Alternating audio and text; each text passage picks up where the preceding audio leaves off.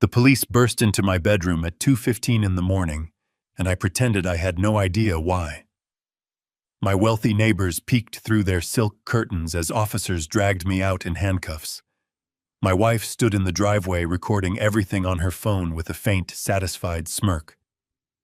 But at the station, the lead detective opened my classified file, read 2 lines, and suddenly stood up straight. He looked at the guards, his voice shaking, and ordered them to remove my cuffs immediately. He turned to me completely terrified and asked a question that changed everything. I am Rick Stanton, 70 years old, and somehow still healing from wounds my family inflicted.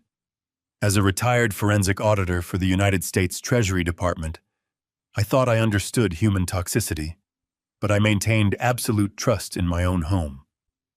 Last month, my family hosted a lavish dinner to supposedly celebrate my legacy. Between expensive wine and toasted speeches, my wife leaned forward, smirking. "You know, Rick, you are lucky we even include you. Pity goes a long way." I simply sipped my coffee and smiled. That night, I logged in, disabled every family credit account, and began setting a trap. Before I continue this story, let me know where you are watching from in the comments below. Hit like and subscribe if you have ever had to stand up to family who underestimated your worth. Living in McLean, Virginia meant privilege to outsiders. But inside our sprawling colonial home, emotional coldness permeated every corner. Our 6-bedroom house, with its manicured lawn and heated swimming pool, was a fortress of greed and hidden motives I could no longer ignore. The heavy oak double doors of my estate did not just open that night. They exploded inward with a deafening crash that shook the imported hardwood floorboards. Blinding flashlights cut through the darkness of my master bedroom before I could even sit up in bed. Angry voices yelled, demanding I show my hands and get on the ground. Before my mind could fully process the manufactured chaos, I was roughly pulled from my mattress, shoved hard against the cold, plastered wall, and heavy steel snapped tightly around my wrists. I am 70 years old. My joints ache on damp nights, and sudden violent movements send sharp pains shooting up my spine. But they handled me like I was a dangerous, armed fugitive trying to flee the country. I did not resist them. I did not shout or angrily ask for a lawyer. I kept my breathing slow and steady, my face completely blank, as they marched me out of my own home. My bare feet stumbled over the expensive wooden floors I had installed just 3 years ago to make my wife happy. The cool night air hit my face as they dragged me down the sweeping concrete driveway. Red and blue police lights painted the quiet, exclusive neighborhood in chaotic flashes. I could see the silhouettes of my neighbors parting their curtains to eagerly watch my spectacular downfall. And there, illuminated by the flashing strobes, was the ultimate betrayal. The police lights bounced off the sleek, polished hood of the custom Aston Martin, parked near the garage. It was a car I had bought for my son Derek exactly 1 month ago to celebrate his promotion at his investment firm. Standing right next to that terribly expensive machine was Victoria, my loving wife of 12 years.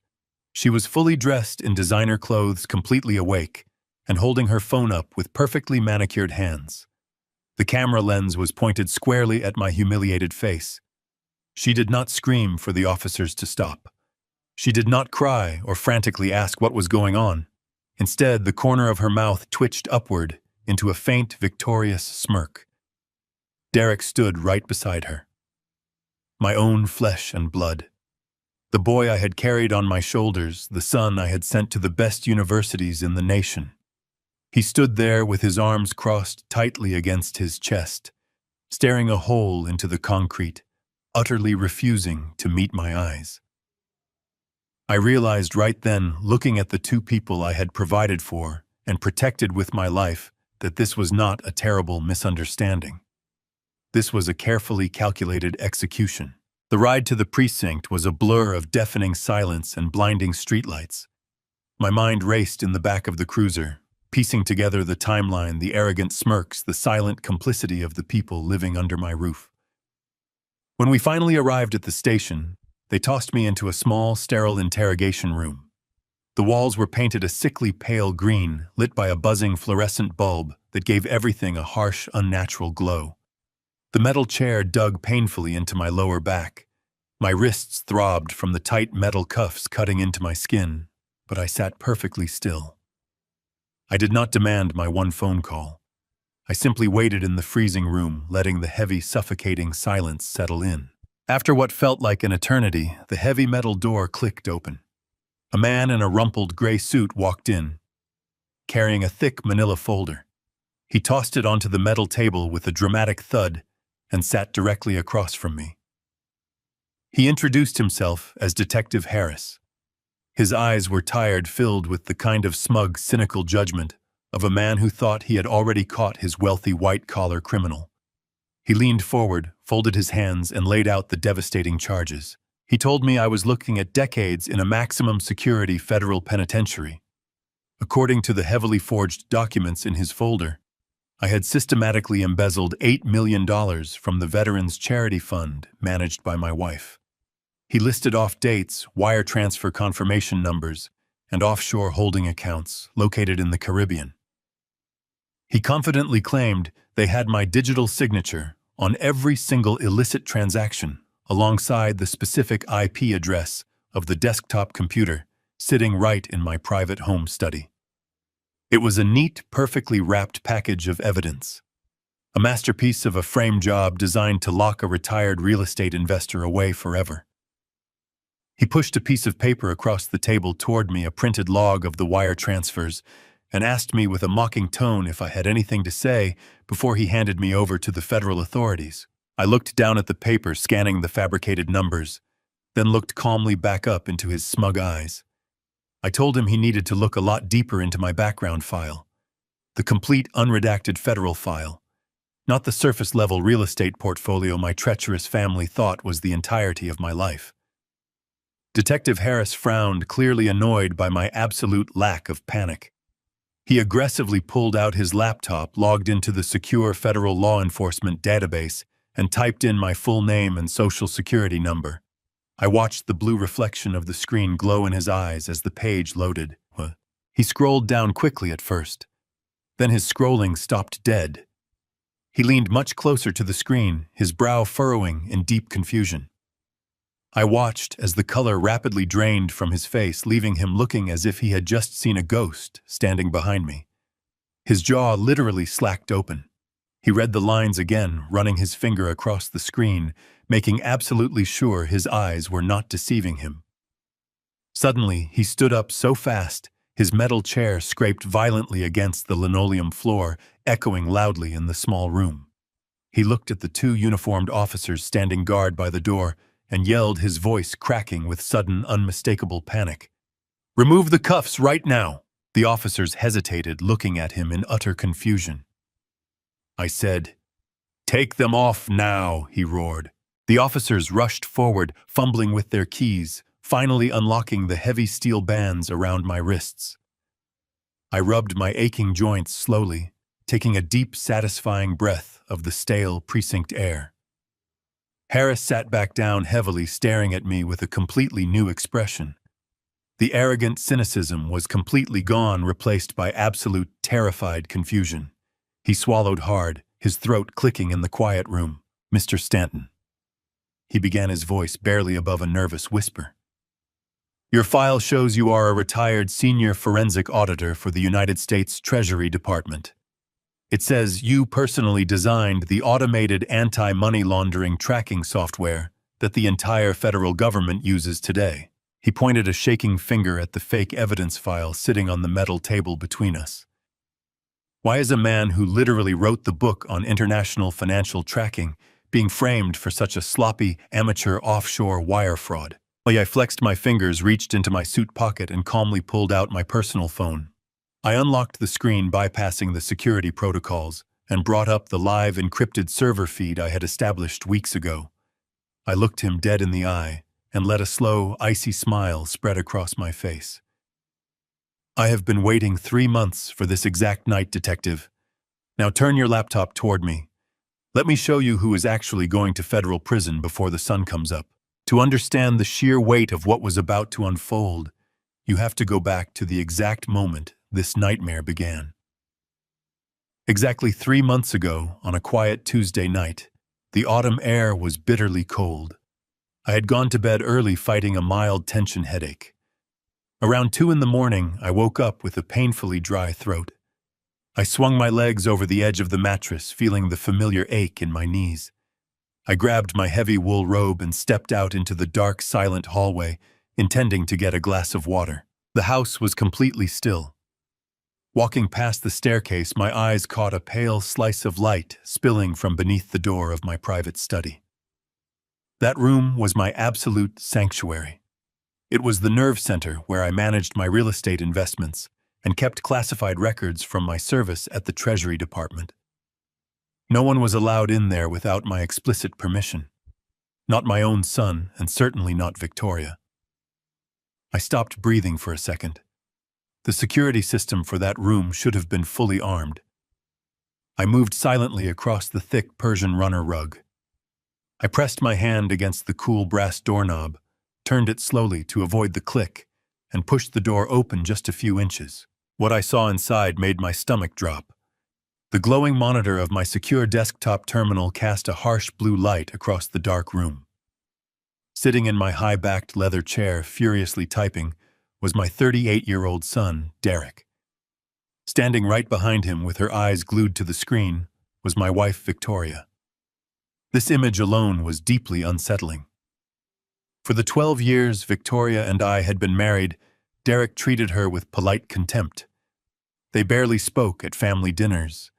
Yet here they were, huddled together in the dead of night, whispering frantically to one another, like seasoned conspirators. I pushed the heavy wood door fully open. It creaked loudly, and they both snapped their heads up simultaneously. Derek physically jumped, his hands flying off the keyboard. Victoria gasped sharply, her hand flying to her chest in genuine shock. I stepped into the room, keeping my posture relaxed and my voice level, and asked them what they were doing on my secure terminal in the middle of the night. For a fraction of a second, raw panic flashed brightly in Victoria's eyes. But she was a master of social recovery. In the blink of an eye, the panic vanished, replaced by a smooth, fabricated smile. She walked quickly over to me, wrapping her arms around my neck and pressing a kiss to my cheek. "We were trying to surprise you, honey," she cooed, her voice dripping with artificial sweetness. "You caught us red-handed. We are setting up a private charity foundation in your name for your 70th birthday next month. We wanted to have the framework ready to present to you at the party." Derek immediately chimed in, desperately recovering his broken composure. He picked up a stack of printed papers and held up an official-looking document. "Just helping Victoria sort out the complex IRS tax exemption codes, Dad. You know how complicated these federal filings can be. I was just reviewing the banking routing numbers for the initial endowment setup. We really did not want to wake you. You should go back to sleep." It was a brilliant, highly plausible lie. A beautifully constructed narrative designed to play directly to the ego and the vulnerable emotions of a proud, aging father. A normal 70-year-old man would have been deeply touched. He would have hugged his devoted wife, praised his hard-working son, and gone back to bed with a warm, full heart. But I am not a normal 70-year-old man. I spent 30 grueling years of my life sitting in freezing federal interrogation rooms, systematically breaking down some of the most sophisticated financial predators on Wall Street. I know the precise anatomy of a lie. I know exactly how the human body reacts involuntarily when a thief realizes the walls are closing in. As Victoria smiled so sweetly at me, I noticed the pitch of her voice was exactly a half octave higher than her natural speaking tone. Her pupils were blown wide open, dilated by a sudden spike of survival adrenaline. I looked past her shoulder to my son. Derek was holding the tax form casually, but his knuckles were stark white from gripping the paper so tightly. The overhead reading light caught a faint, unmistakable glisten of cold sweat on his trembling palms. He was breathing entirely from his upper chest, short and shallow, struggling to pull in enough oxygen. These were the exact same physiological tells I used to watch for when a corrupt hedge fund manager was desperately trying to explain away millions of dollars. They were absolutely terrified, and they were certainly not setting up a veterans charity. I needed them to feel completely safe. I needed them to believe that their masterful lie had worked perfectly. I needed to become the clueless old man they thought I was. So I let a warm, highly grateful smile spread across my tired face. I reached out and gently squeezed Victoria's arm. I looked at Derek with shining, proud eyes. "That is incredibly thoughtful of you both," I said, my voice thick with feigned emotion. "I am truly touched beyond words. I deeply apologize for interrupting your hard work. You are right, I should get back to bed. I will let you two finish your wonderful surprise." Victoria visibly exhaled, her tense shoulders dropping a full inch as the unbearable tension left her rigid body. Derek offered a tight smile and muttered a quick goodnight. I turned around slowly and began to walk out of the study, pulling the heavy oak door shut behind me. But just before the door clicked permanently into its metal frame, my eyes swept over the polished surface of my mahogany desk one last time. My encrypted flash drive.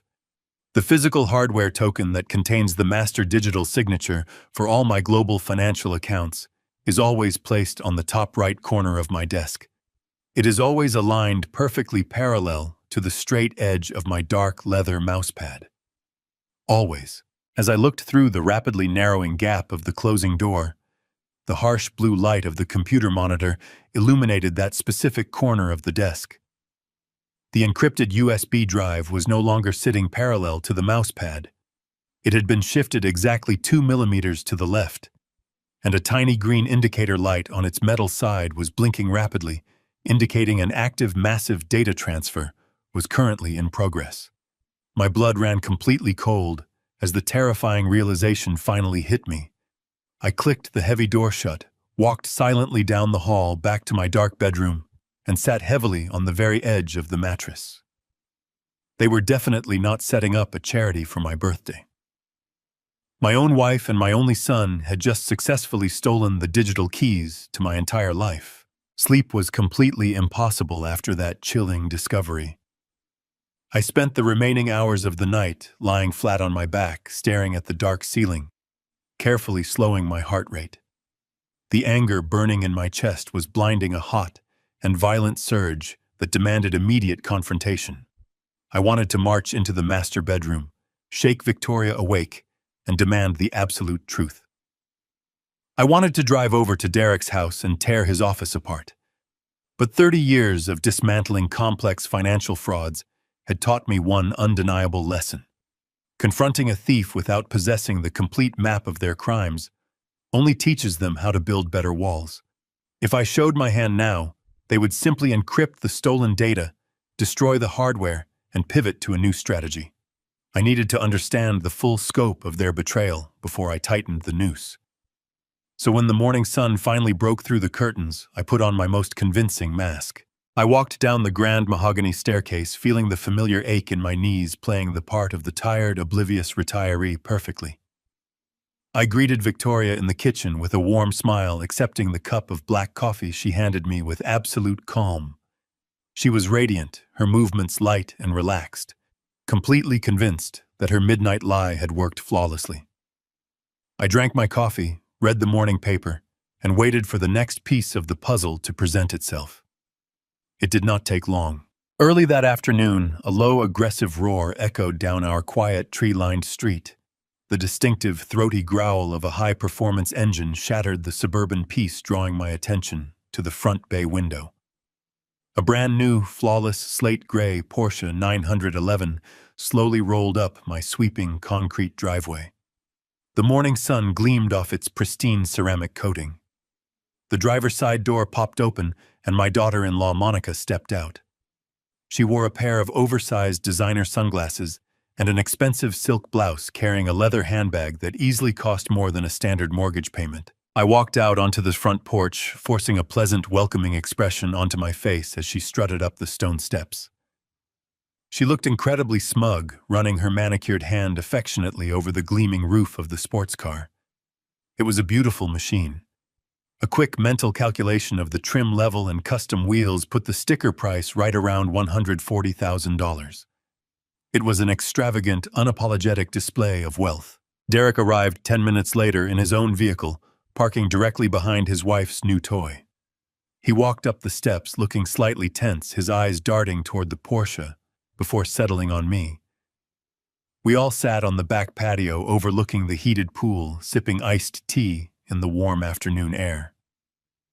I played the role of the proud patriarch, asking simple, open-ended questions to let them talk. I turned my attention to my son, my voice full of mild, supportive concern. I asked him how the investment firm was doing this quarter. I expected a boastful answer, something to match the stunning new car parked in my driveway.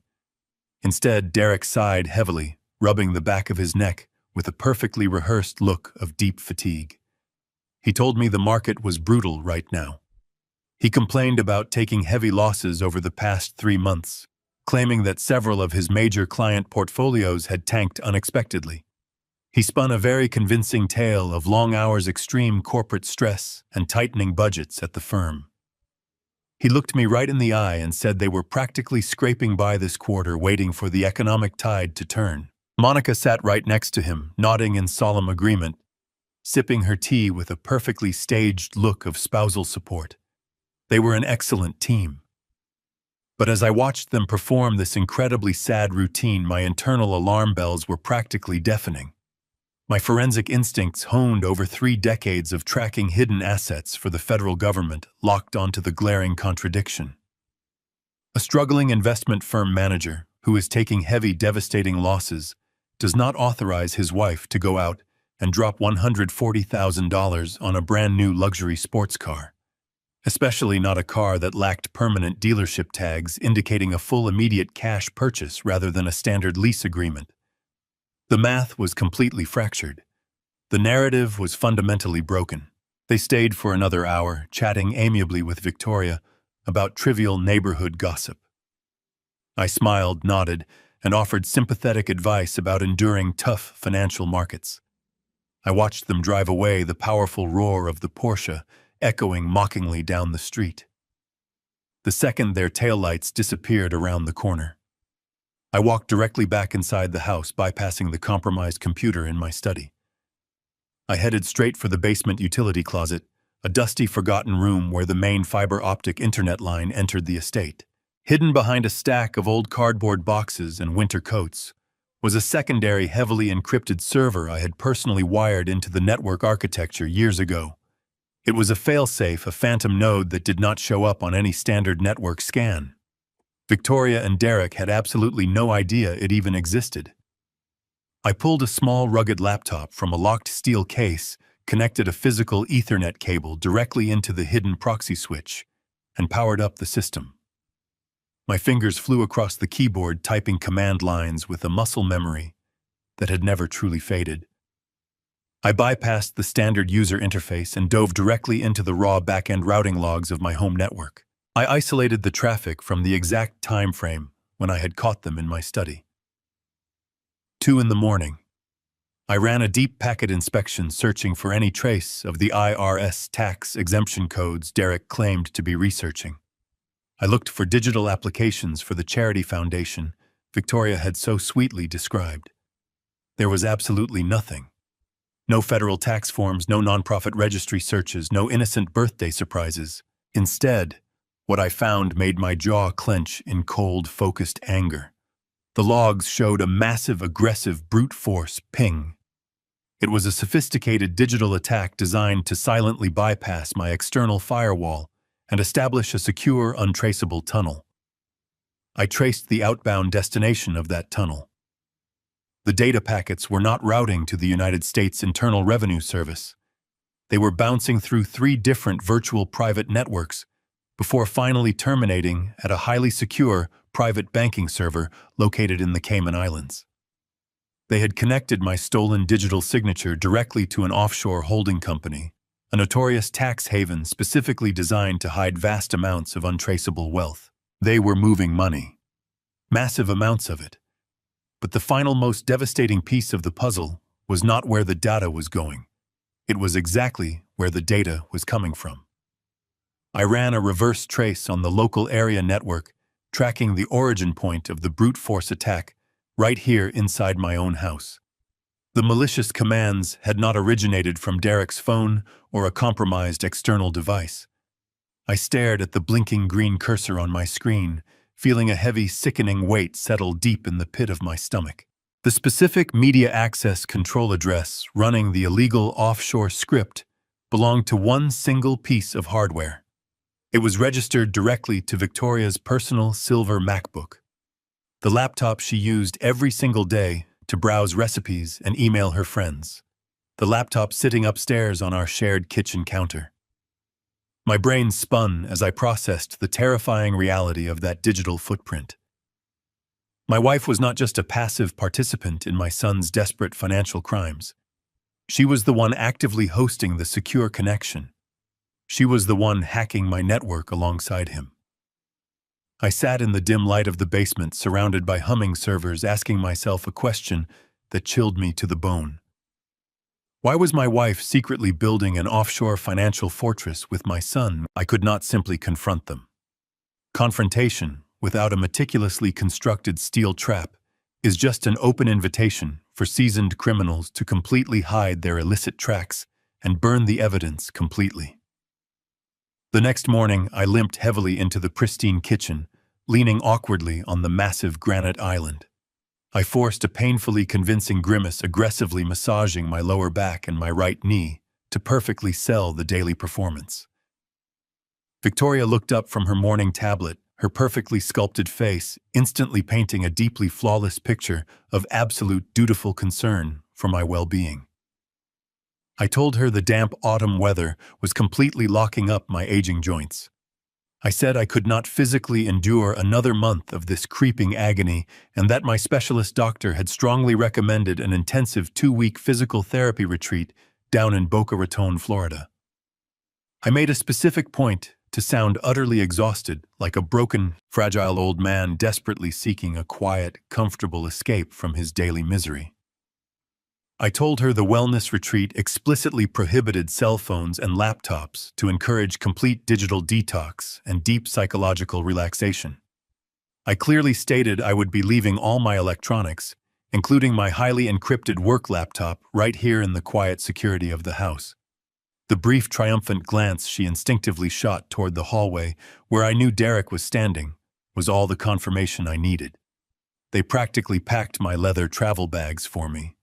2 days later, I kissed my treacherous wife goodbye, got into an airport shuttle van, and rode it exactly 3 blocks before asking the confused driver to pull over to the curb and let me out immediately. I did not go to the airport, and I certainly did not go down to Florida. Instead, I walked into a severely nondescript, weathered brick apartment building where I had quietly rented a ground-floor unit under an untraceable corporate shell name earlier that week. The apartment was entirely bare, except for a cheap plastic folding table, a remarkably uncomfortable metal folding chair, and several thousands of dollars in high-grade tactical server equipment I had procured through incredibly discreet channels. I drew the heavy dust-covered blackout curtains tight against the afternoon sun and immediately began assembling my actual workspace. I reached out to a secure private contact, a brilliant former Treasury Department cybersecurity specialist, who owed me a massive life-saving favor from our intense days tracking ruthless cartel money through shady Miami shell corporations. I did not give him the full humiliating family dynamic. I simply told him I urgently needed a blind, untraceable routing mirror to securely overlay my personal home network. I spent the next 48 uninterrupted hours writing complex, self-executing code, fueled entirely by bitter black coffee and a cold, sustaining fury burning deep within my soul. I was not going to arbitrarily block their access to my financial servers. I was going to gladly hold the heavy vault door wide open for them to enter. In the complex world of federal forensic auditing, we call it a honeypot. It is a highly deceptive, perfectly mirrored digital environment designed to look exactly like the real target, meant to quietly lure ambitious attackers in and trap them while they foolishly think they have successfully breached the main vault. I meticulously crafted a flawless digital duplicate of my primary financial holding accounts, ensuring that the visual layout was absolutely indistinguishable from the actual database. I deliberately placed my secure digital signature protocol right where they could easily find it, intentionally downgrading my own internal firewall just enough to make them feel brilliantly accomplished without making it look too incredibly suspicious. But I completely rigged the outgoing international transfer protocols. When they used my stolen signature to authorize the movement of funds to their secure Cayman Islands account, the money would indeed move. But it would secretly bounce through a heavily monitored Internal Revenue Service tracking tripwire before making the final, irrevocable jump overseas. This hidden automated loop would legally flag the entire illicit transaction as a Level 1 federal threat, stamping a permanent, indelible digital watermark directly on the offshore receiving account.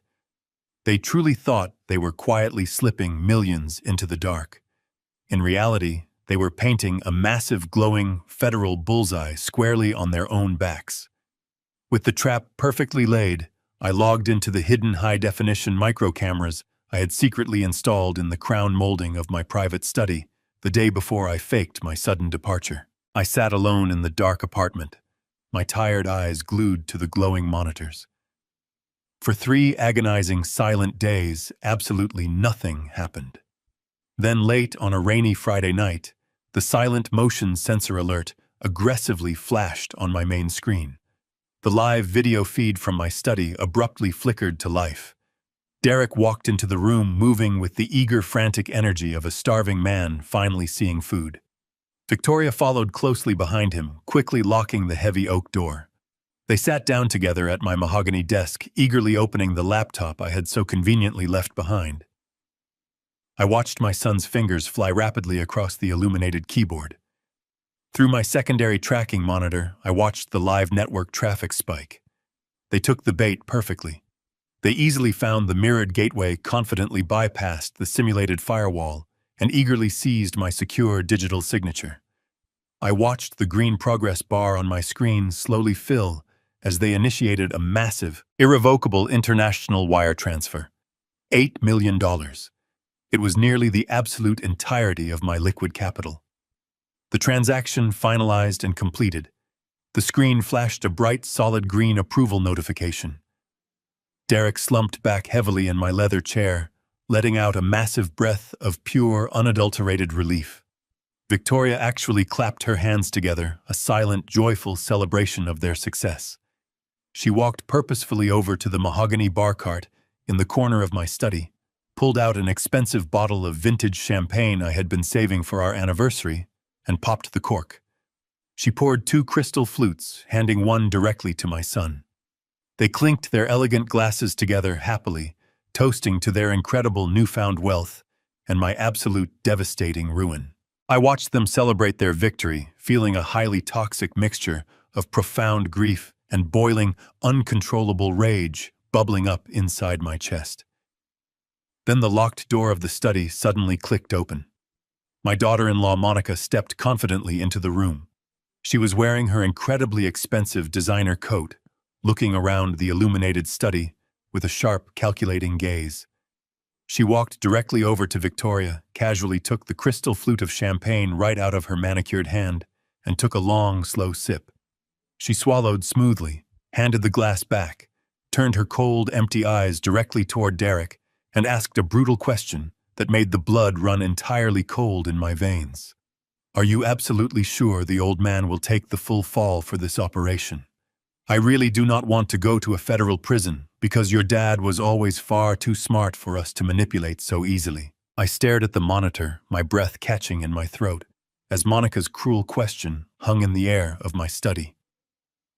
She stood there casually sipping the vintage champagne I had bought for my anniversary, looking at my son with cold calculation. I adjusted the volume on my receiver, dialing it up until the crystal-clear audio from the hidden microphones filled my dark apartment. I wanted to hear every single syllable. I needed to hear the exact justification my own flesh and blood would use to completely destroy my life. Derek laughed. It was a harsh, dismissive sound that echoed through the hidden speakers, sending a profound chill down my spine. He leaned back in my leather chair, swirling his drink, completely comfortable in the space he was currently violating. "You worry entirely too much, Monica," he said smoothly. The old man is completely oblivious. He thinks we are throwing him a surprise party. The digital signature protocol is entirely foolproof. We did not just move $8 million into a random account. We wired it directly into an illicit offshore gambling ring based in Macau. And we did it entirely under his verified identity, using his private network and his personal encryption keys. I felt a physical wave of nausea wash over me. They were not merely stealing my liquid capital to fund their extravagant lifestyle. They were actively constructing a flawless federal trap. As a retired forensic auditor, I knew exactly what moving funds to a sanctioned gambling syndicate meant. It triggered immediate anti-terrorism and racketeering protocols within the federal government. It was a guaranteed federal indictment. Victoria smiled, tracing the rim of her crystal flute with her manicured finger. "The Treasury Department will flag the transfer by tomorrow morning," she murmured, sounding thrilled by the prospect. "Once the federal agents trace the digital footprints back to this specific router and verify the authorization signature, they will raid this house. They will arrest him before he even knows what hit him. He will not be able to defend himself because the digital evidence is absolutely undeniable." My chest tightened with a suffocating pressure.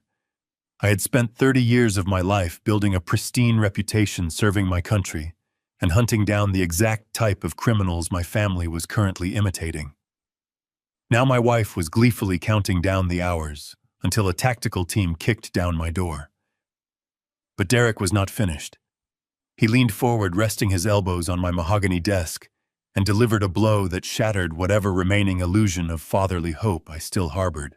"It is the perfect exit strategy," Derek explained, his voice completely devoid of any human empathy. "The old man lived too long anyway.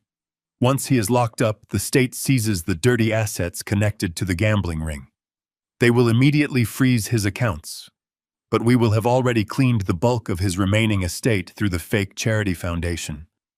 We get the millions, and he gets a tiny federal cell for the rest of his miserable life." I closed my eyes, letting the sheer brutality of his words wash over me. This was my son, the boy I had taught to ride a bicycle, the young man I had proudly watched graduate from college. He was casually discussing my death in a federal penitentiary as if it were a brilliant corporate merger.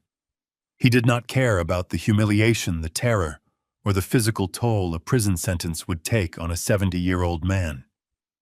He only cared about liquidating my life's work and removing me from the equation completely. I looked at the screen, observing the three of them celebrating their masterful deception. Victoria leaned over and kissed Derek on the cheek, congratulating him on his brilliant strategy. Monica raised her glass, proposing a toast to their imminent freedom and massive wealth. They were a unified front of pure malice, entirely comfortable with the horrific fate they had just assigned to me. The anger that had been simmering in my gut instantly hardened into something entirely cold and unbreakable. I was no longer a grieving father or a betrayed husband. I was a trained investigator dealing with hostile financial predators. Suddenly, the celebratory mood in my study was interrupted by the sharp, piercing ring of a cellular phone. Victoria quickly set her champagne glass down on the desk and pulled a cheap, disposable burner phone from the pocket of her designer jacket. I instantly recognized the significance of that device.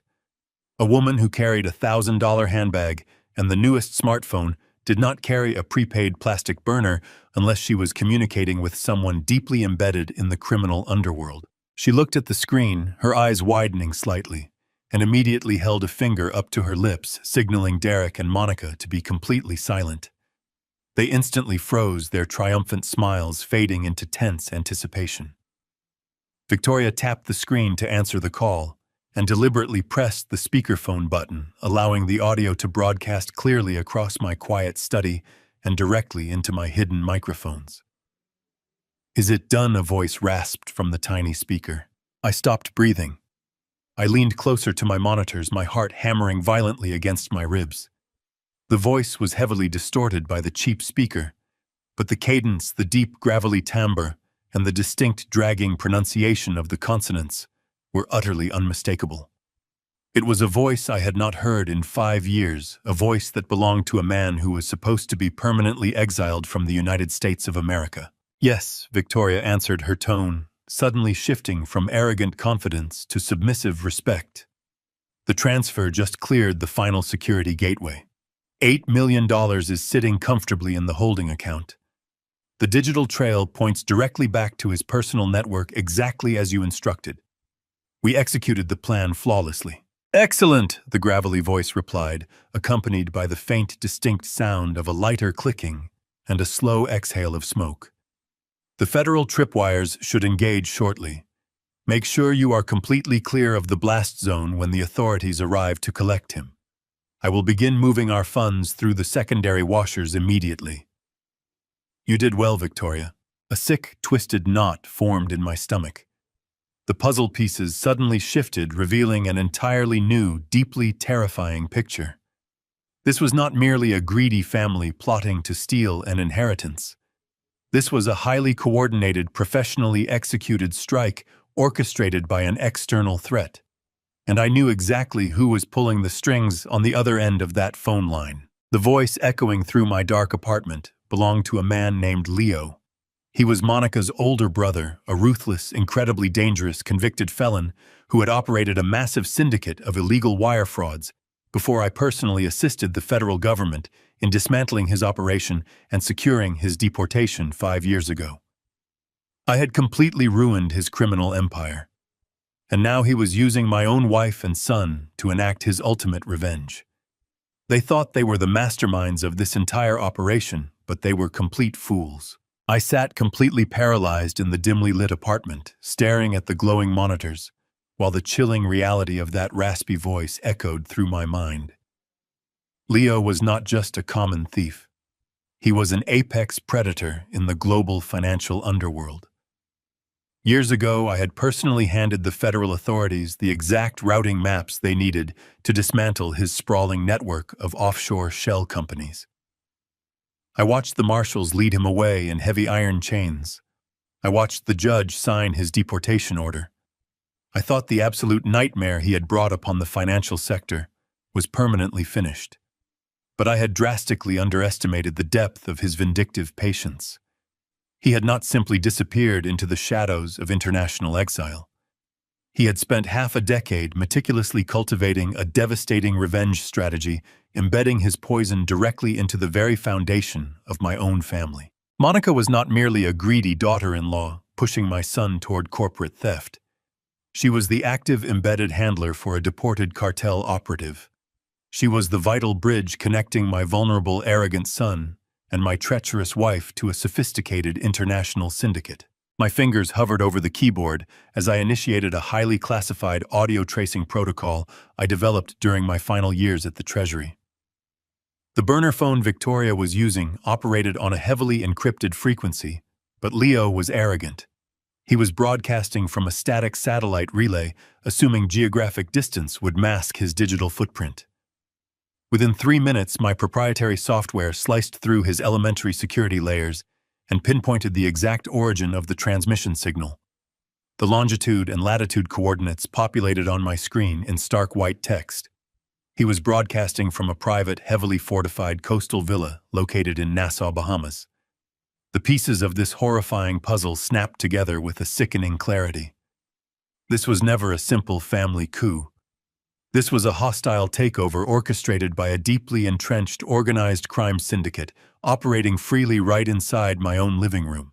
Victoria and Derek truly believed they were independently stealing my wealth to fund their lavish lifestyles. They believed they were using Leo to safely wash the stolen capital. But they were nothing more than highly expendable, foolish pawns in a much grander, infinitely more malicious execution. Once the money officially cleared the final international gateway, Leo would immediately sever all digital ties, drain the offshore accounts, and leave my wife and son entirely exposed to the unyielding wrath of the federal government.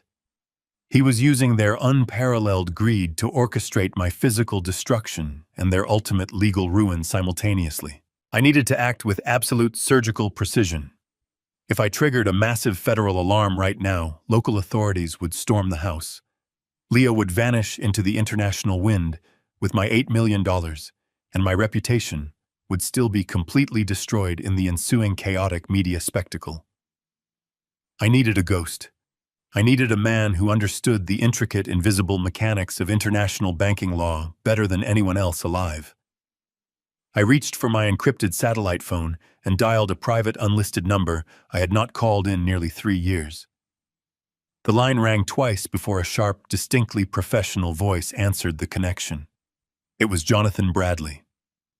Jonathan was my former counsel, a brilliant, exceptionally ruthless attorney who specialized exclusively in offshore asset recovery and silent international corporate litigation. I bypassed standard pleasantries and laid out the exact parameters of the crisis. I told him my master's signature had been compromised from within my home, and a hostile transfer of $8 million was currently navigating the international wire protocols toward a Cayman Islands holding company, controlled by a deported felon. Jonathan listened in absolute, terrifying silence. When I finished detailing the scope of the syndicate infiltration, his response was immediate and incredibly cold. He did not waste a single second offering hollow sympathy regarding my family. He simply asked for the specific routing numbers and the exact destination registry. I read the alphanumeric codes directly from the active tracing log on my monitor. Jonathan explained the tactical strategy with military precision. We could not simply cancel the massive transaction.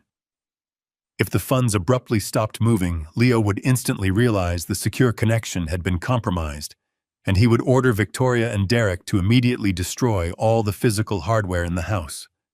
We needed to let the syndicate believe they had achieved absolute victory.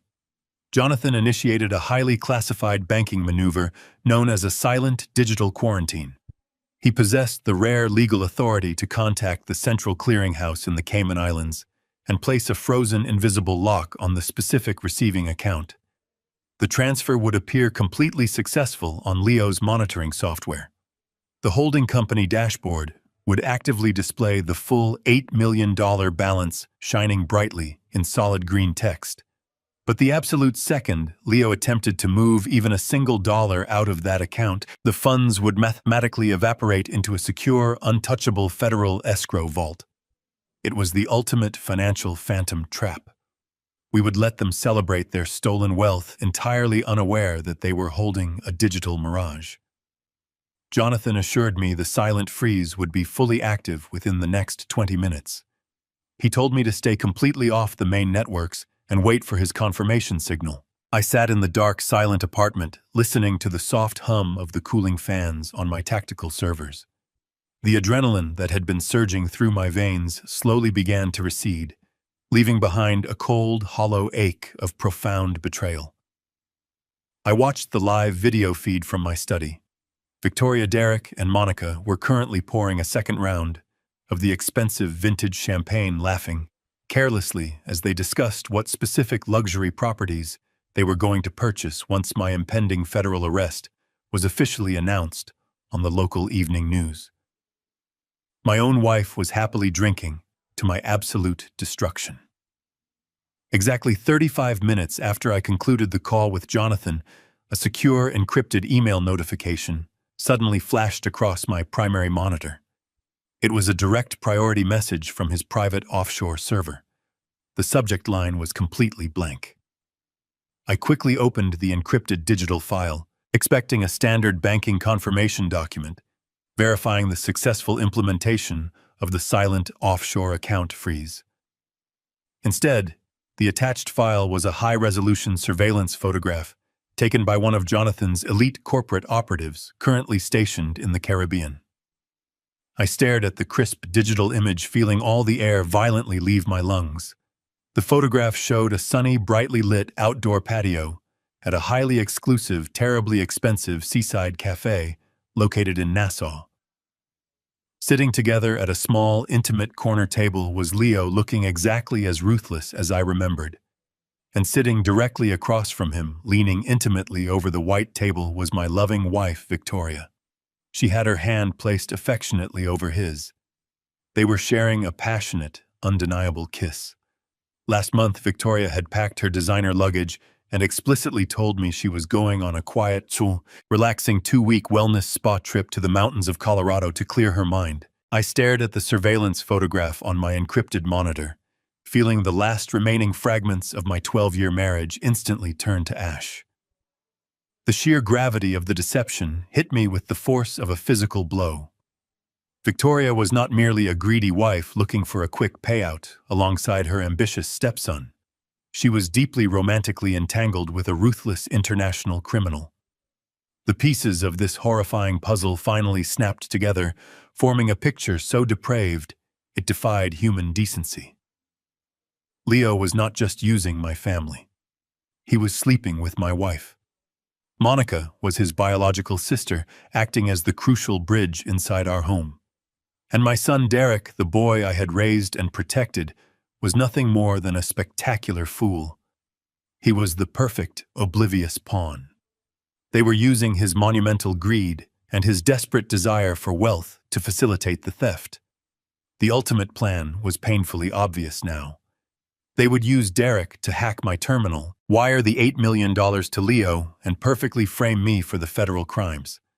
Once the authorities dragged me away in handcuffs, Victoria and Leo would simply vanish with the cash, leaving Derek holding the bag for the remaining domestic fallout.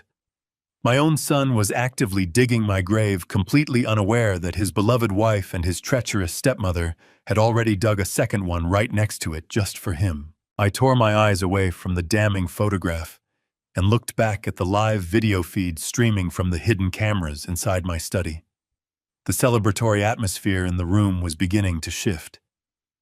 Derek was pacing nervously back and forth across the Persian rug, rubbing his temples. He muttered something about needing to clear his head, claiming the adrenaline from bypassing the federal firewall was making him incredibly anxious. He told Victoria and Monica that he was going to take the new Porsche for a long drive down the coastal highway to calm his nerves before they finalized the last batch of domestic transfer documents. Victoria walked over to him, placing her hands gently on his chest, playing the role of the supportive conspiratorial matriarch to absolute perfection. She praised his brilliant computer skills, assuring him that the hardest part was officially over. I watched my son nod, completely intoxicated by her toxic validation. He grabbed his coat and walked out of the study. A few moments later, the heavy thud of the front door echoed through the audio feed, followed by the distant, aggressive roar of the sports car engine firing up in the driveway. The absolute second the engine noise faded down the street, the entire dynamic inside my private study completely transformed. Victoria and Monica stood in the center of the room, listening intently until they were absolutely certain Derek was gone.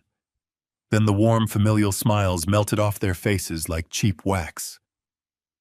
Victoria walked back over to my mahogany desk and let out a sharp, mocking laugh that sent a fresh wave of cold fury rushing through my veins. "I cannot believe how unbelievably easy it is to manipulate that pathetic boy," she sneered, her voice dripping with absolute venom. "I spent 3 months slowly feeding his massive ego, planting the seed that he deserved your father's wealth more than anyone else. He practically begged me to help him steal it." Monica chuckled darkly, pouring herself another glass of my vintage champagne. "My brother said Derek was the perfect idiot for this operation," she replied smoothly. "He is just smart enough to bypass the basic security routers, but far too arrogant to realize we are setting him up to take the secondary fall. Leo wants the old man rotting in a maximum security federal cell for ruining his empire 5 years ago. But he wants Derek destroyed for simply being a weak, pathetic husband." Victoria nodded in cold agreement, sitting back down in my leather chair. She casually dismissed 12 years of our marriage with a careless wave of her manicured hand. "I have played the dutiful, loving wife to that boring, paranoid old auditor for over a decade," she said bitterly. "I deserve every single penny of that $8 million. Tomorrow morning, when the federal agents raid this house and drag Rick out in chains, Leo and I are getting on a private charter flight to Nassau. Derek can stay behind and explain to the federal prosecutors why his digital fingerprints are all over the secondary network servers. He will be indicted within a week. I sat in the dark apartment, my hands balled into tight fists, listening to the sheer, unadulterated malice radiating from my own home. They were not just stealing my money. They were weaponizing my entire legacy. Victoria leaned forward and woke my computer screen back up. She dragged the mouse across the digital desktop, opening a series of highly classified folders I kept stored on the local drive. Through my cloned monitor feed, I watched her pull up perfectly fabricated Internal Revenue Service tax exemption forms and fraudulent charity endowment certificates. They had prepared everything in advance. Monica leaned over Victoria's shoulder, pointing at the bottom of the digital documents. Victoria clicked a specific file containing the heavily encrypted digital signature they had stolen from my secure flash drive just an hour earlier. With a few swift, practiced motions, she systematically dragged and dropped my verified signature onto exactly 14 different illicit documents. She was actively forging a massive paper trail officially linking my personal identity to a vast network of phantom holding companies and offshore gambling syndicates. Every single click of her mouse was another nail in my manufactured coffin. I watched my wife effectively sign my life away, expertly building a mountain of undeniable, catastrophic evidence that would absolutely ensure I never saw the outside of a federal penitentiary ever again. They were incredibly thorough, leaving a meticulously crafted trail of breadcrumbs for the federal investigators to easily follow directly to my doorstep. Just as Victoria finished saving the final forged document to my local hard drive, a sharp electronic chime echoed through the silent study. The sudden noise came directly from the cheap, disposable burner phone sitting right near my keyboard. Because I was actively monitoring the entire local area network through my hidden proxy. My tactical server instantly intercepted and cloned the incoming cellular data packet. The short message materialized in bright white text across my secondary monitor, a fraction of a second, before Victoria even picked up the physical device. It was an urgent, highly encrypted text message coming directly from Leo in the Bahamas. I stared at the glowing words on the screen, feeling the sudden, massive acceleration of the impending collision. I realized the true depth of their betrayal and the terrible danger I faced. The text read, "The feds are sniffing around the holding account much faster than we anticipated. The silent quarantine protocols have been abruptly triggered. We have to drop the hammer tonight before he figures it out. Call the anonymous federal tip line immediately and report the old man right now." The terrifying trap was finally springing shut. I watched the intercepted text message burn into my monitor, the chilling reality of Leo's command solidifying. The trap was springing shut. On the live video feed from my study, Victoria did not hesitate. She read the incoming text from her deported lover, locked eyes with my son and her daughter-in-law, and gave a sharp nod. Derek swallowed hard, his face pale with apprehension, but he did not stop her. Monica stepped back, a cruel smile playing on her lips. Victoria lifted the cheap plastic burner phone, took a deep breath to steady her pulse, and dialed the anonymous federal law enforcement tip line. What happened next was a spectacular display of sociopathic acting. As soon as the federal operator answered, Victoria's confident posture collapsed.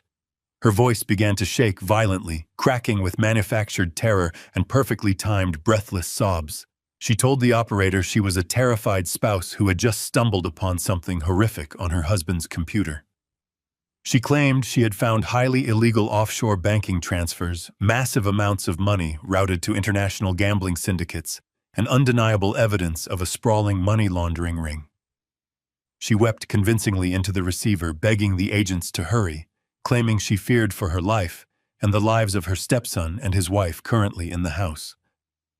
She explicitly named me Richard Stanton, providing my exact home address, my personal network routing numbers, and the precise physical location of the secure flash drive sitting on my mahogany desk.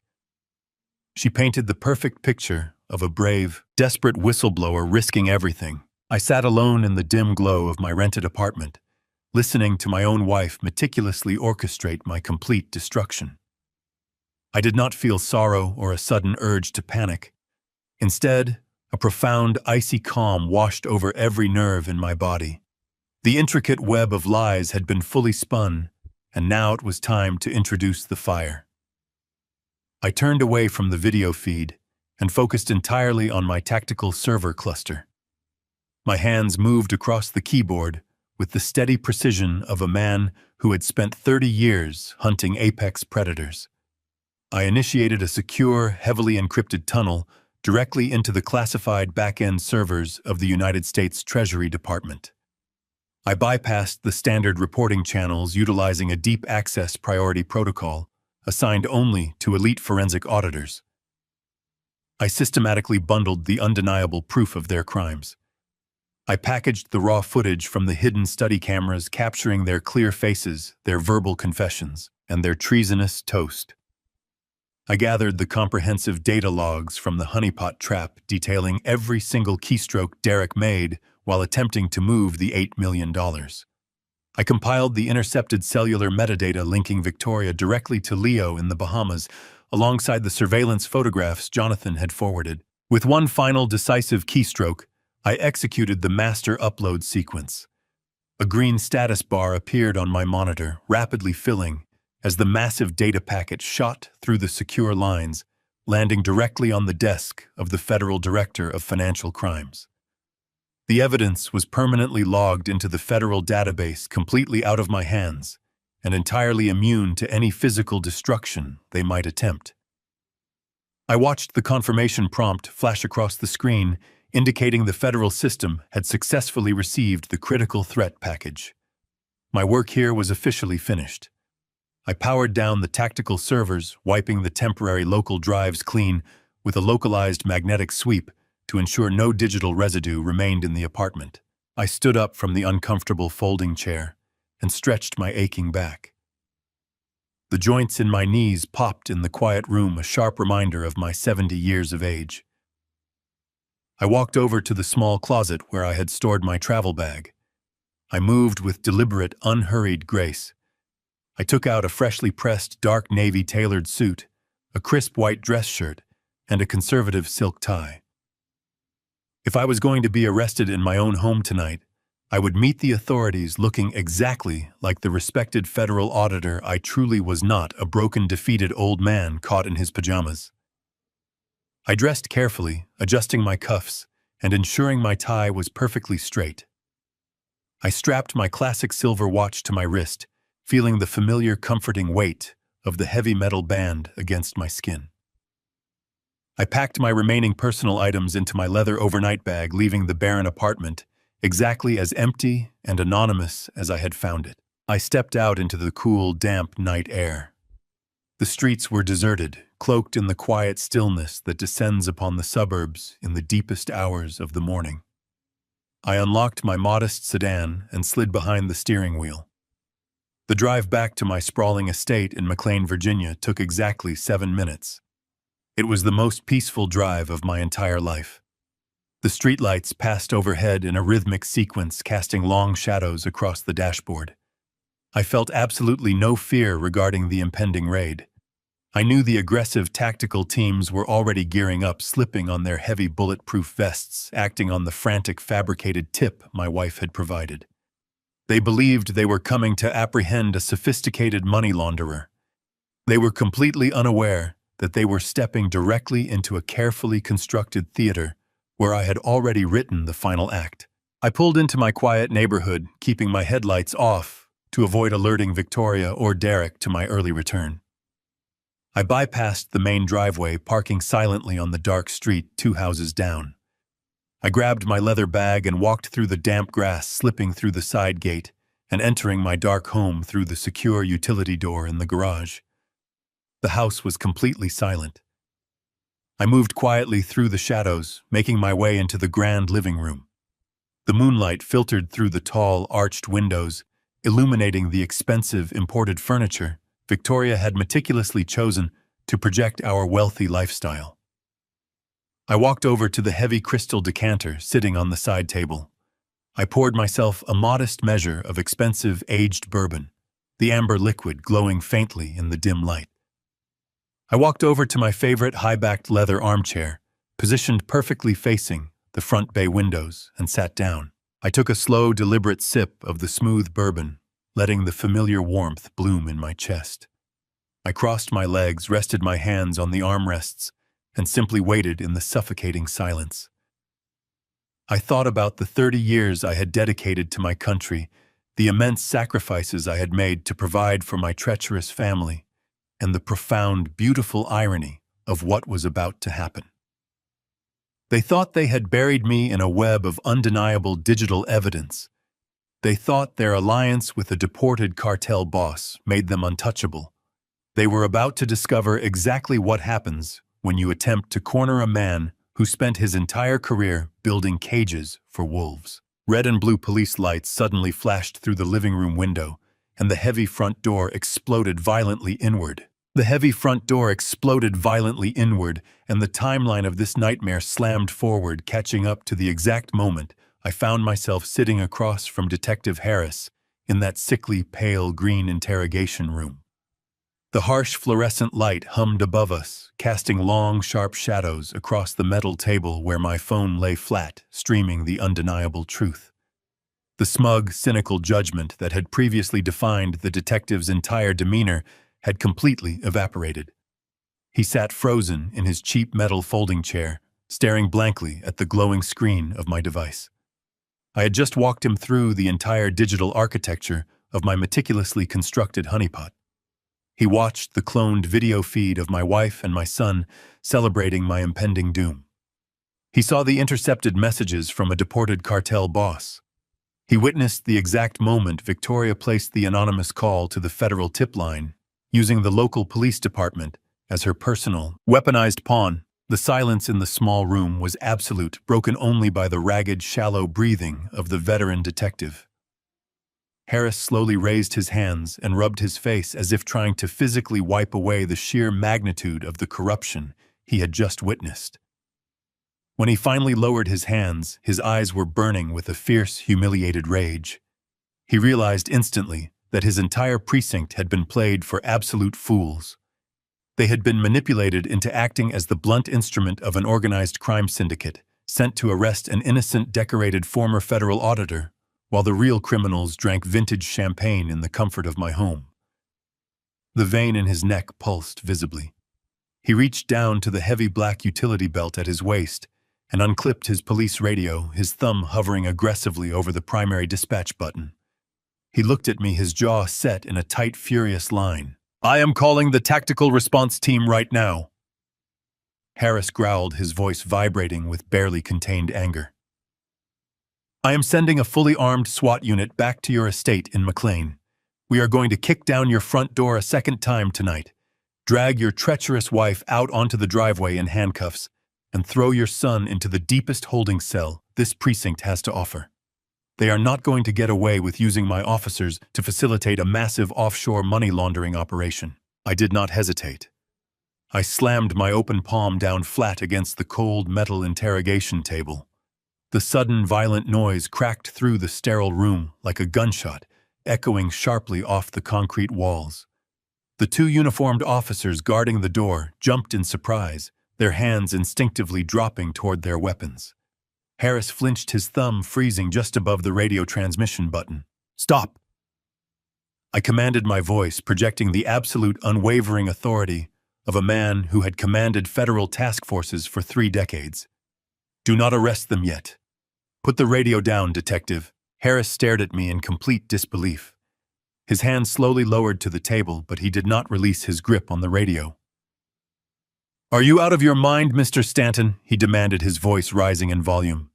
"Your family is actively transferring $8 million to a known deported international criminal as we speak. They have just orchestrated a massive federal frame job against you. We have them dead to rights on tape. If we hit the house right now, we catch them with the digital hardware still completely active. We can end this entire nightmare tonight. If you send your tactical team into my house tonight, you will completely ruin 3 months of meticulous federal planning." I replied, my tone instantly dropping to a dangerously quiet, icy whisper. "Arresting Victoria and Derek right now is the absolute worst tactical maneuver we could possibly execute. If your local officers kick down that door and slap handcuffs on their wrists." The district attorney can only charge them with attempted wire fraud and local conspiracy. They will hire high-priced defense attorneys, drag the proceedings out through endless appeals, and likely serve less than 5 years in a minimum security white-collar facility. I do not want them to merely receive a mild slap on the wrist. I want to destroy them completely. I want them to feel the absolute crushing weight of the federal government dismantling their entire lives. Harris leaned back in his chair, clearly struggling to process my cold, calculated logic. But the money, he argued, gesturing frantically toward my phone screen. If we do not stop them immediately, the $8 million will successfully clear the final offshore gateway. You will lose your entire life savings. I shook my head slowly, folding my hands together on the metal table. You are not thinking like a federal auditor detective. You are thinking like a local cop reacting to a standard robbery. I need you to understand the incredibly complex mechanics of federal asset forfeiture law. If you arrest them now, the transaction is officially interrupted mid-transfer. Because the funds were moving through a simulated honeypot, and because multiple international jurisdictions are suddenly involved, that $8 million will immediately enter a state of permanent legal limbo. It will be frozen by the international banking courts.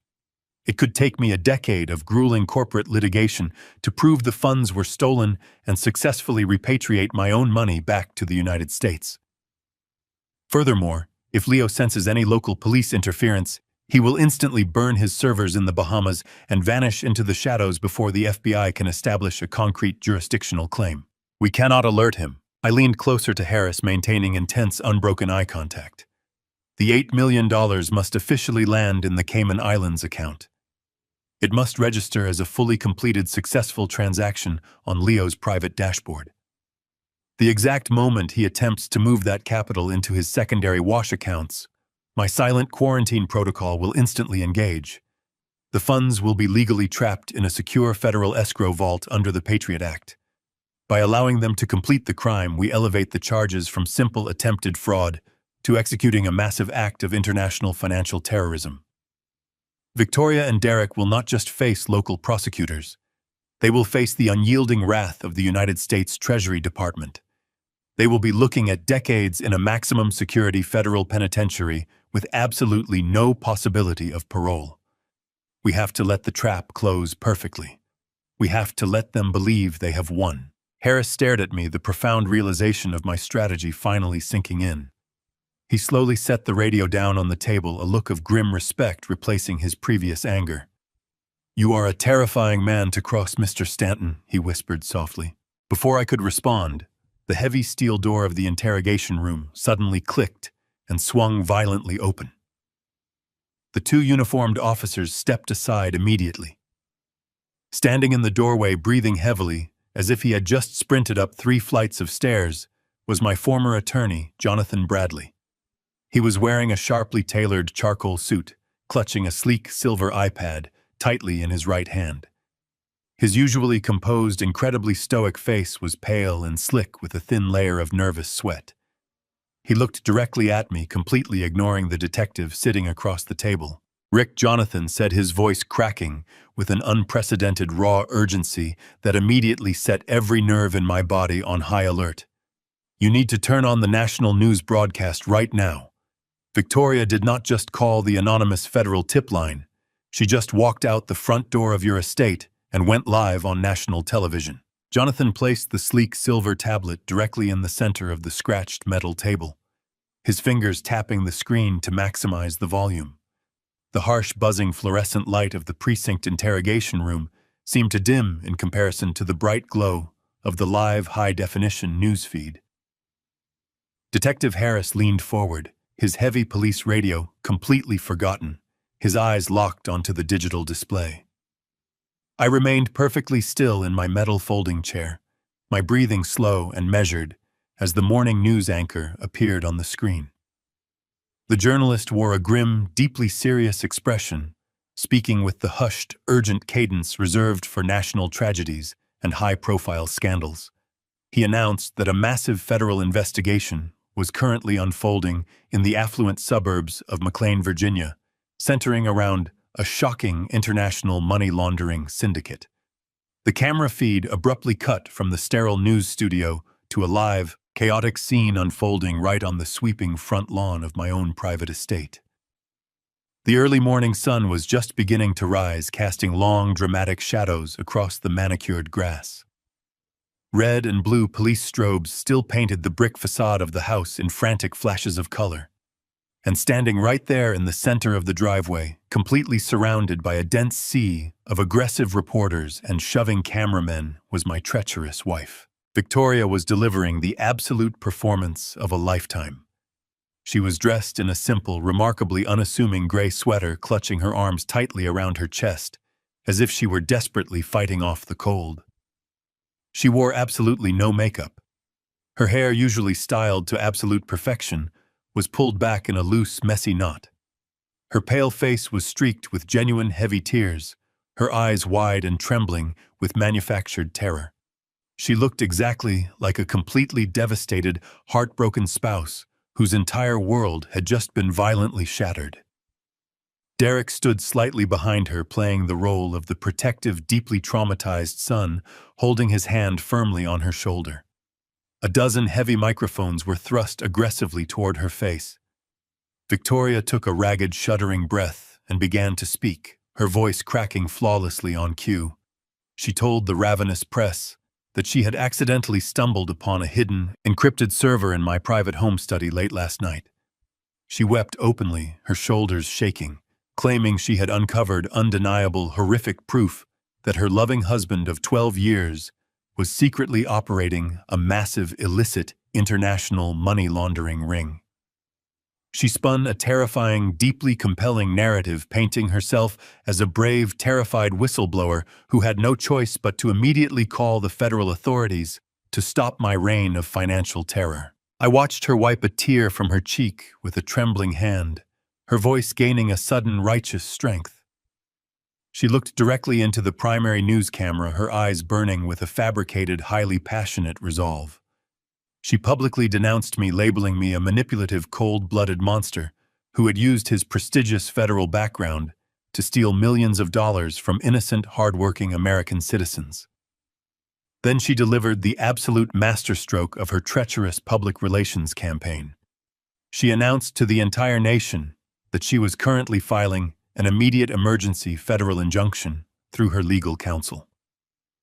She clearly stated her primary objective was to aggressively freeze the $8 million currently sitting in the offshore holding accounts and legally seize complete control of the funds. She swore to the breathless reporters that she would not rest until every single stolen dollar was successfully recovered and rightfully returned to the victims I had allegedly defrauded.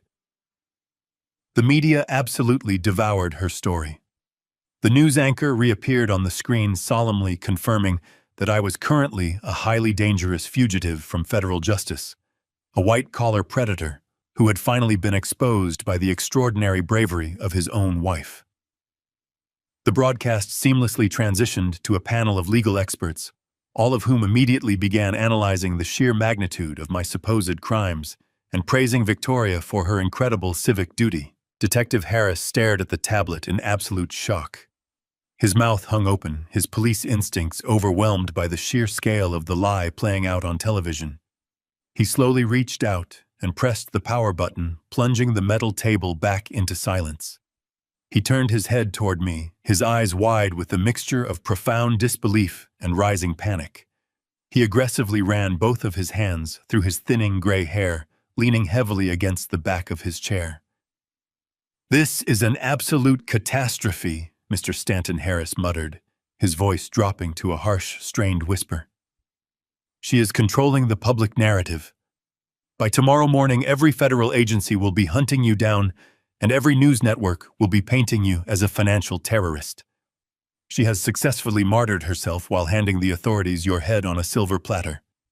He leaned across the table, his knuckles turning white as he gripped the metal edge. "How do you intend to counter a public relations disaster of this magnitude? She claimed the moral high ground and destroyed your reputation in less than 3 minutes of airtime." I did not break my calm, calculating posture. I reached out, picked up the incredibly stale, lukewarm cup of precinct coffee sitting near my phone, and took a slow, deliberate sip. The bitter, acidic taste washed over my tongue, grounding my focus. I carefully set the styrofoam cup back down, folded my hands neatly on the table, and let a small, genuinely cold smile spread across my face. I looked directly into the detective's panicked eyes. "You are entirely missing the absolute beauty of her catastrophic mistake, Detective," I replied smoothly. "She did not just ruin my public reputation.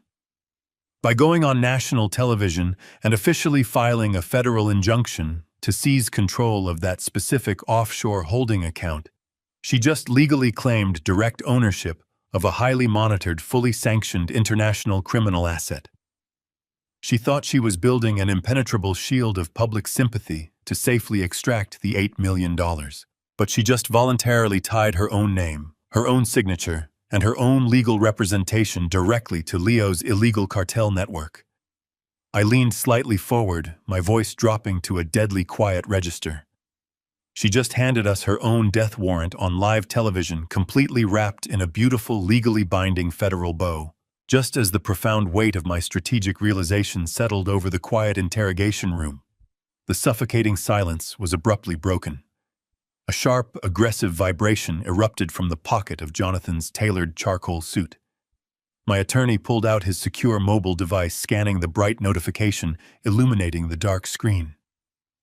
The color instantly drained from his composed face, his rigid posture stiffening into absolute shock.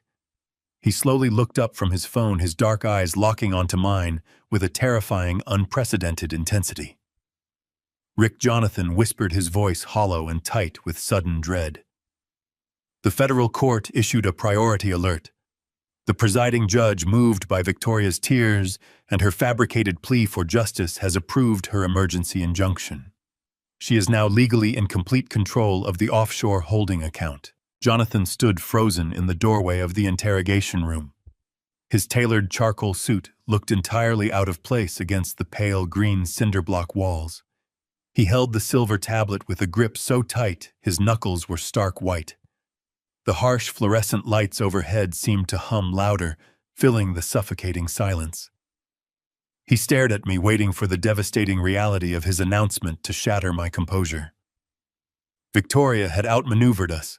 She had bypassed the local police raid, gone straight to the national media, wept her manufactured tears, and successfully convinced a federal judge to grant her immediate legal control over the $8 million currently sitting in the offshore holding account. Detective Harris let out a long, ragged exhale. The veteran police officer slowly sank back into his cheap metal folding chair. He stared at the scratched surface of the table, his shoulders slumping under the weight of an absolute catastrophic defeat.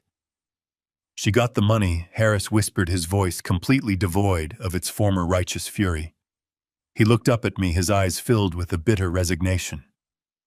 "We lost Mr. Stanton. She played the entire system flawlessly. She used my precinct to stage a raid, used the press to build a protective shield of public sympathy, and now she has used a federal judge to hand her the keys to the vault. By the time the Treasury Department untangles this massive jurisdictional mess, she and her cartel boyfriend will have vanished into the wind." I looked at the detective and then at my panicked attorney. I did not sigh. I simply reached forward, picked up my styrofoam cup of lukewarm precinct coffee, and took another slow, deliberate sip. I placed the cup back onto the table with a soft thud. I slowly shook my head, letting a genuine, relaxed smile spread across my face. I reached into my leather overnight bag, pulled out my encrypted laptop, and opened the screen. "You are both looking at this situation through the narrow lens of a conventional robbery," I said smoothly, my voice projecting a calm, unyielding authority. "You see a woman who just legally seized a vault full of cash. I see a woman who just voluntarily walked into a maximum security federal prison and handed the warden the key to her own cell." Jonathan stepped further into the room, his brow furrowed in deep confusion. "Rick, the judge, just signed the injunction," he argued, gesturing toward his tablet. "The order is fully executed. She is the legally recognized owner of the Cayman Islands holding account as of exactly 4 minutes ago." I turned my laptop toward them, the screen illuminating the dim room with the stark white text of a highly classified federal statute. Look closely at the specific legal mechanics of what she just accomplished, I instructed them. Victoria went on national television and publicly claimed she was filing an emergency injunction to seize the funds and return them to the victims. To do that, she had to submit a sworn, legally binding affidavit to a federal judge. She had to officially register her name, her personal social security number, and the operational details of her newly formed charitable foundation as the primary receiving entities. Harris leaned forward, his eyes narrowing as he read the complex legal jargon scrolling across my monitor. "I still do not understand how this helps us," the detective admitted. "She secured the money. She secured absolute legal liability for a terrorist asset," I corrected him sharply. "Victoria believes that account simply holds $8 million of my stolen wealth. But she is entirely unaware of the silent quarantine protocol Jonathan and I initiated earlier tonight. When we locked that account, we did not just freeze the funds. We explicitly flagged the Cayman Islands routing numbers within the internal servers of the Internal Revenue Service and the Treasury Department. We permanently classified that specific offshore holding company as a Level 1 federal threat, directly linking it to Leo and his known international money laundering syndicate." I watched the realization slowly begin to dawn on Jonathan's face. His mouth parted slightly, as the sheer, terrifying brilliance of the trap finally became apparent. By filing that federal injunction, I continued, my voice steady and cold. Victoria just went on the official legal record claiming direct personal ownership of an active, heavily monitored cartel account. She swore under penalty of perjury that she is the rightful administrator of those funds. Furthermore, the charitable foundation she used to file the injunction was co-signed by my son Derek. He is listed as the primary financial director on all the fabricated tax exemption forms they created on my computer tonight. Harris let out a sharp gasp, the cynical resignation completely vanishing from his face, replaced by an expression of profound shock. "They did not just steal your money," the detective whispered, staring at me as if he were looking at a ghost. "No, they did not," I confirmed, closing the laptop with a definitive, satisfying snap. "They just legally tied their own names to a known, sanctioned terrorist organization. They voluntarily walked into a federal court and signed legally binding documents claiming ownership of deeply illegal funds. The specific IRS tripwire I established earlier tonight automatically registers any unauthorized attempt to access that account as an act of international financial terrorism. By seizing control of the funds, Victoria and Derek just committed federal treason and grand larceny on paper. They have effectively bypassed the need for a lengthy investigation or a complex trial. They provided the federal prosecutors with an ironclad signed confession. The magnitude of their catastrophic miscalculation hung heavily in the quiet interrogation room. Victoria thought she was securing her glamorous future in the Bahamas with her dangerous lover. Instead, she had meticulously built an inescapable cage for herself and my treacherous son. The federal government would not even need to hunt them down. The authorities would simply wait for them to attempt a single withdrawal, and the entire weight of the United States justice system would crash down upon them with absolute merciless finality. Jonathan slowly lowered his tablet, letting out a breathless chuckle that sounded almost hysterical. "Rick," he said, shaking his head in absolute awe, "that is the most brutal, flawless execution of asset forfeiture law I have ever witnessed. You completely obliterated them without even lifting a single finger." The silence was suddenly shattered by a loud, insistent buzzing. The sharp vibration echoed against the metal table. We looked down simultaneously. My cell phone was actively ringing next to my coffee cup. I stared at the glowing caller identification display, feeling an icy thrill shoot down my spine. The name flashing on the screen was Derek. My son, the arrogant fool who conspired to put me in a federal prison, was calling me in the middle of his own catastrophe. He believed I was currently sitting in a jail cell, completely ruined and defeated. Detective Harris looked at the phone with intense curiosity. I reached out, calmly dragged my finger across the smooth glass to answer the call, deliberately pressed the speakerphone button, and set the device back down on the table. The sharp mechanical ringing of my cellular phone ceased the exact fraction of a second. My finger tapped the smooth glass of the digital screen. I activated the external speaker function, placed the device gently down on the center of the scratched metal interrogation table, and leaned back into my uncomfortable folding chair. For a brief moment, the only sound in the suffocatingly small room was the heavy rhythmic breathing of Detective Harris and the faint nervous hum of Jonathan shifting his weight near the heavy steel door. Then a voice burst through the tiny digital speaker, instantly shattering the tense silence. It was Derek. My son sounded completely frantic, his words rushing out in a breathless, chaotic flood that was expertly designed to convey absolute terror and profound filial devotion. It was a spectacular, almost flawless performance of a deeply traumatized child realizing his father was in grave danger. If I had not spent the entire evening watching him actively orchestrate my absolute destruction on hidden cameras, I might have actually believed the raw panic bleeding through the telephone line. Dad. Oh my God, Dad, please tell me you are actually there. Please tell me you can hear my voice right now. Derek shouted through the speaker, panting heavily as if he were physically running a marathon while gripping the steering wheel of his expensive sports car. I just saw the national news broadcast playing on the televisions down at the Harbor Club. The entire country is watching this absolute nightmare unfold live on the morning networks. I saw Victoria standing in the driveway with the federal agents. I saw the flashing police lights illuminating the front lawn of the estate. I completely panicked when I realized you were already gone. I have been calling your personal number for the past 20 minutes, trying to figure out where the authorities took you. Listen to me very carefully, Dad. You have absolutely nothing to worry about.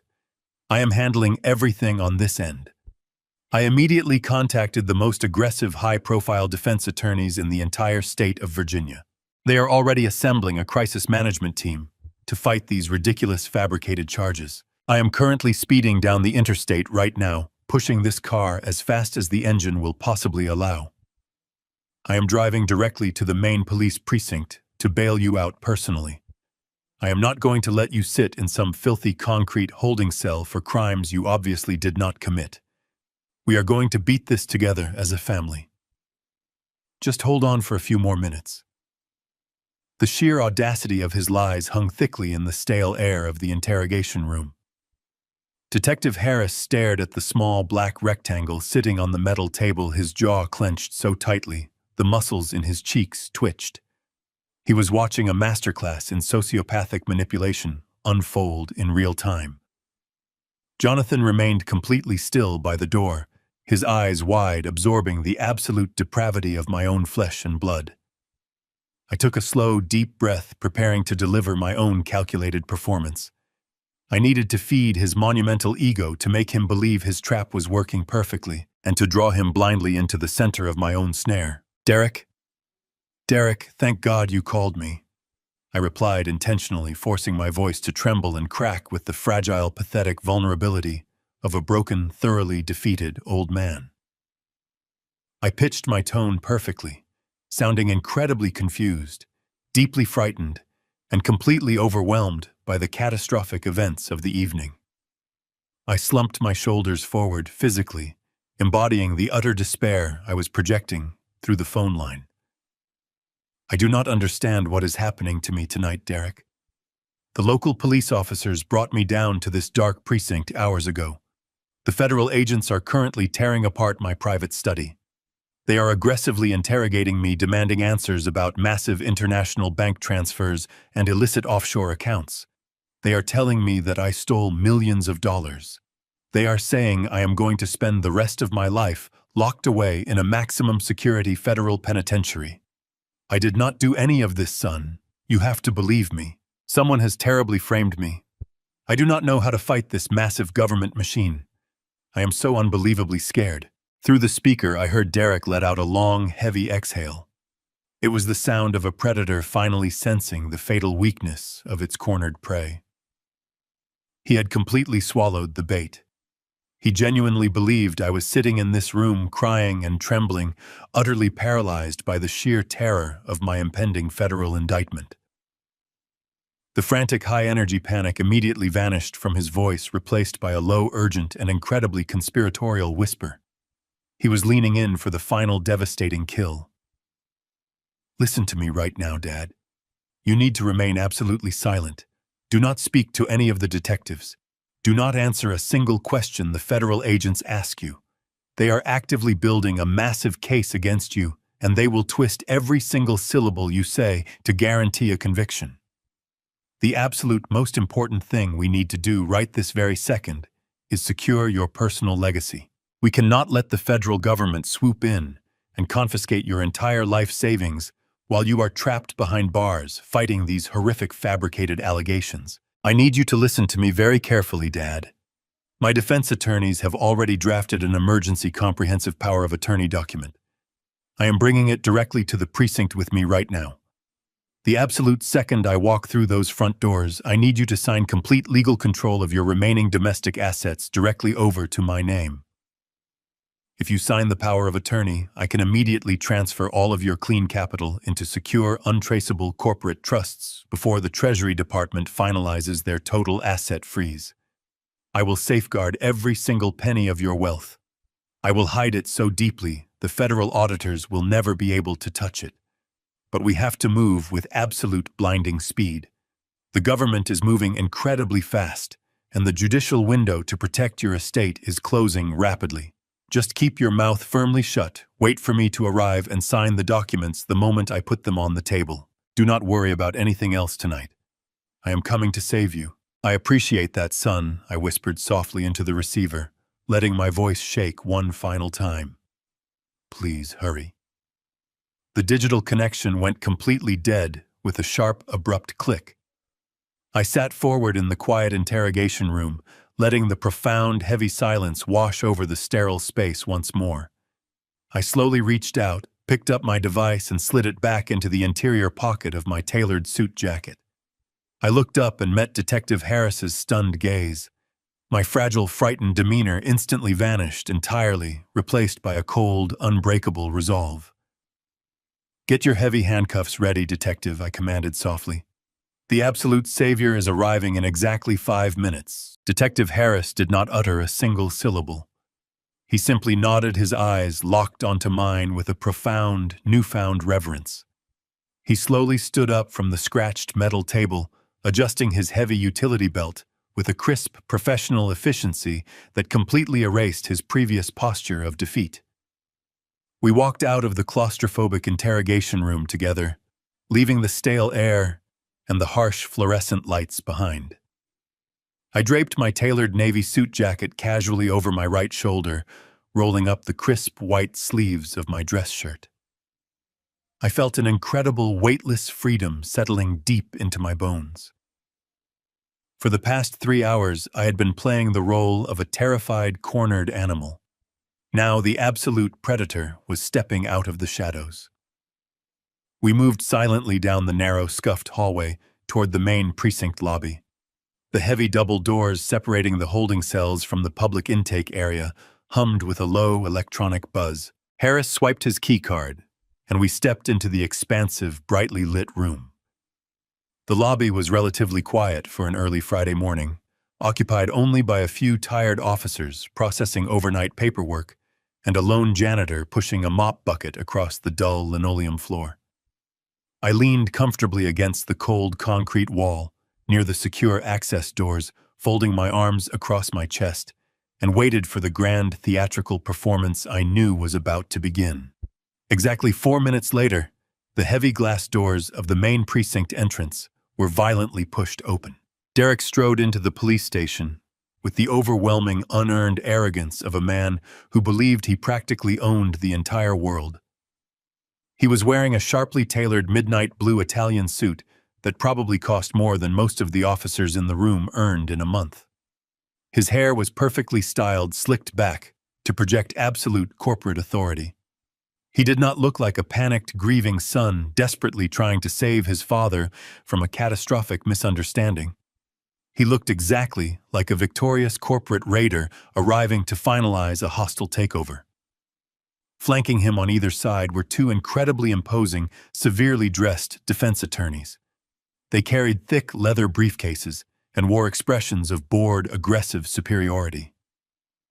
Derek marched directly toward the main intake desk, completely ignoring the tired desk sergeant who was currently holding up a hand to pause him. Derek slammed his open palm down onto the high wooden counter, demanding immediate, unquestioned attention. He projected his voice across the entire lobby, ensuring every single person in the room could hear his magnificent display of manufactured outrage. He declared that he was the son of Richard Stanton, the man they had wrongfully and illegally arrested earlier this morning. He demanded to see the commanding officer, immediately threatening massive career-ending lawsuits if his father was not instantly released into his custody. He waved his hand toward the two expensive lawyers standing rigidly beside him, loudly proclaiming that they possessed emergency federal injunctions and a comprehensive power of attorney that explicitly superseded any local jurisdictional authority. I stood in the shadows near the secure access doors, watching my son perform his flawless routine. He was playing the role of the outraged protective heir to absolute perfection. He was laying the groundwork to legally assume total control of my entire estate, using his expensive legal team to bulldoze through the local police bureaucracy before the federal government could properly secure my assets. It was a brilliant, incredibly aggressive strategy, and if he had actually been dealing with a senile, terrified old man, it would have worked flawlessly. I pushed myself off the cold concrete wall and took a slow, deliberate step forward into the harsh overhead lighting of the main lobby. The sharp, rhythmic clicking of my leather dress shoes, echoing across the linoleum floor, instantly drew the attention of the two defense attorneys. They turned their heads simultaneously, their aggressive postures faltering for a fraction of a second. Derek noticed their sudden shift in focus and slowly turned around. The magnificent, arrogant smile that had been firmly plastered across his face completely evaporated the exact second his eyes locked onto mine.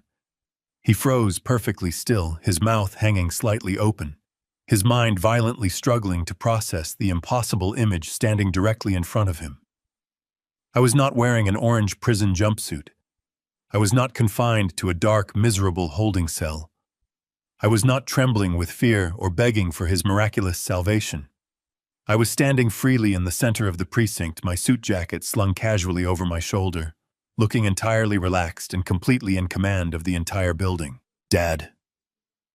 Derek stammered, his voice suddenly shrinking into a high, weak register that betrayed his absolute internal panic. The confident corporate raider instantly vanished, replaced by a terrified little boy caught in a massive lie. "Why are you out here? Why aren't you in a cell? They told me you were being processed for massive federal fraud." The two expensive defense attorneys shifted uncomfortably, exchanging nervous glances, as they quickly realized the situation was completely spiraling out of their control. I did not break my steady, unyielding eye contact with my son. I walked slowly across the precinct lobby, my footsteps echoing loudly in the deafening silence. I walked right past the two highly paid lawyers, completely ignoring their presence, and stopped merely inches away from Derek. I could see the tiny beads of cold sweat forming along his perfectly styled hairline. I could see the frantic, desperate calculation burning behind his eyes as his entire reality began to collapse. I leaned in very close, closing the distance until I was speaking directly into his right ear. I dropped my voice to a dangerous, icy whisper, ensuring only he could hear the absolute finality of his profound failure. Did you really think a veteran Treasury auditor would not notice a simple 2mm shift on a physical USB drive sitting on his own desk, Derek? The sheer terror that violently washed over his pale face was the single most satisfying reward I had ever received in my entire long life. Before Derek could even attempt to formulate a coherent response, before his highly paid legal team could demand an explanation or mount any kind of defense, The heavy double-glass doors of the main precinct entrance burst violently open for a second time. The deafening sound of heavy tactical boots pounding against the hard linoleum floor completely overwhelmed the quiet lobby. 6 heavily armed federal agents, all wearing dark blue windbreakers with the bright yellow letters representing the Federal Bureau of Investigation, stamped aggressively across their backs, swarmed into the room with absolute military precision. They moved with terrifying speed, immediately securing the perimeter and completely bypassing the stunned local desk sergeant. The lead federal agent, a tall, incredibly imposing man with a grim, uncompromising expression, marched directly into the center of the lobby. He completely ignored me. He completely ignored the 2 terrified defense attorneys. He raised his right hand, pointed a thick, accusatory finger directly at the chest of my trembling, severely panicked son, and effectively signaled the absolute end of his miserable existence. The lead agent did not hesitate for a single fraction of a second. He lunged forward with terrifying speed, grabbing the lapels of Derek's expensive Italian suit in his massive fists. Before my son could even process the violent shift in reality, the agent spun him around with brutal, practiced efficiency and slammed him face first against the heavy wooden surface of the main intake desk. The sickening thud of the impact echoed through the cavernous lobby, silencing every single person in the room. The tired desk sergeant instantly stepped back, raising his hands in a gesture of complete surrender to federal jurisdiction.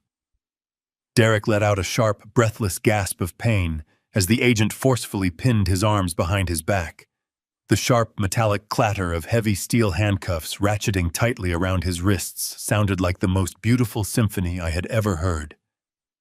Derek Stanton, the lead agent, barked, his deep voice booming with absolute terrifying authority. You are under arrest for federal wire fraud, international criminal conspiracy, and massive corporate money laundering. You have the right to remain silent, and I highly suggest you use it right now before you dig your grave any deeper. The sheer panic that erupted from my son was entirely pathetic.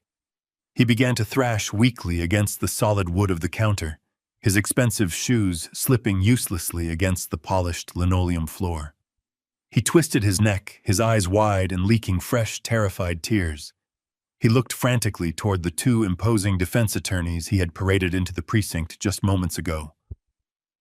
Do something! Derek screamed, his voice cracking into a high, hysterical pitch. I am paying you $500 an hour.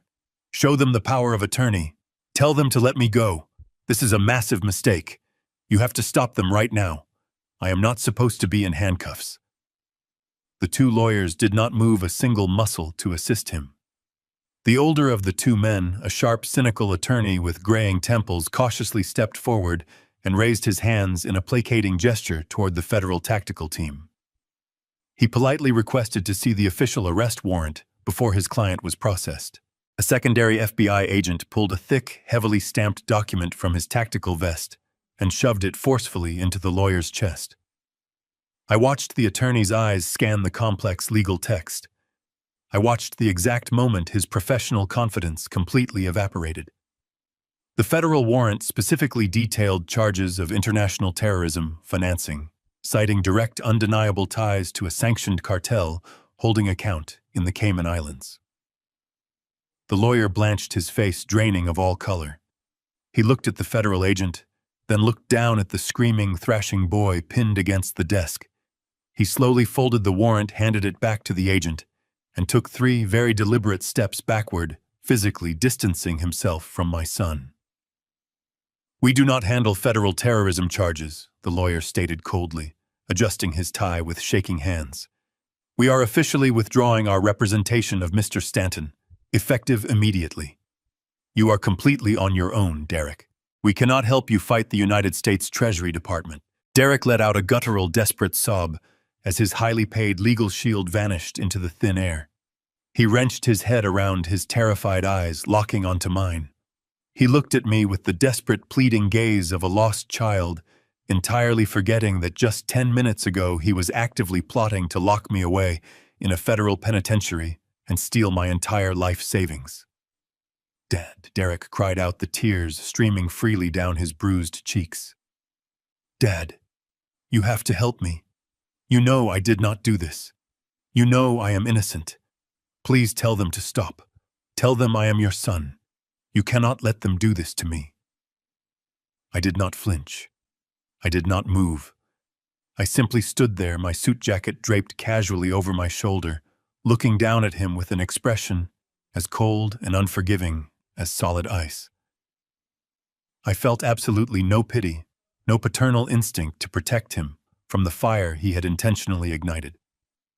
He had made his choices in the dark, and now he was burning in the blinding light of federal justice. I slowly walked over to the desk, standing directly beside the federal agent, who was currently holding my son down. I reached into the interior pocket of my suit jacket and retrieved my cellular phone. I tapped the screen, unlocking the device, and opened the highly classified federal tracking application I had synced with the Treasury Department servers. I held the bright glowing screen down directly in front of Derek's tear-streaked face, forcing him to look at the undeniable digital proof of his own profound stupidity. "Take a very close look at the screen, Derek," I whispered, my voice slicing through his hysterical sobbing with surgical precision.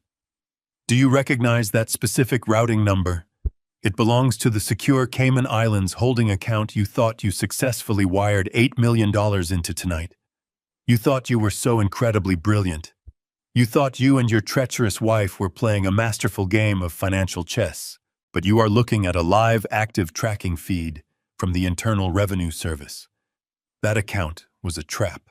It was a digital honeypot designed to catch a much larger predator, and you walked right into the center of the cage like a blind rat." I slowly scrolled down the digital document displayed on my phone, highlighting a specific glaring section of text for him to read. When Victoria went on national television and filed that emergency federal injunction, she legally seized ownership of these illicit funds. I explained, my words dropping like heavy stones upon his shattered reality. But she needed a legitimate domestic financial entity to process the paperwork. She used your newly formed charity.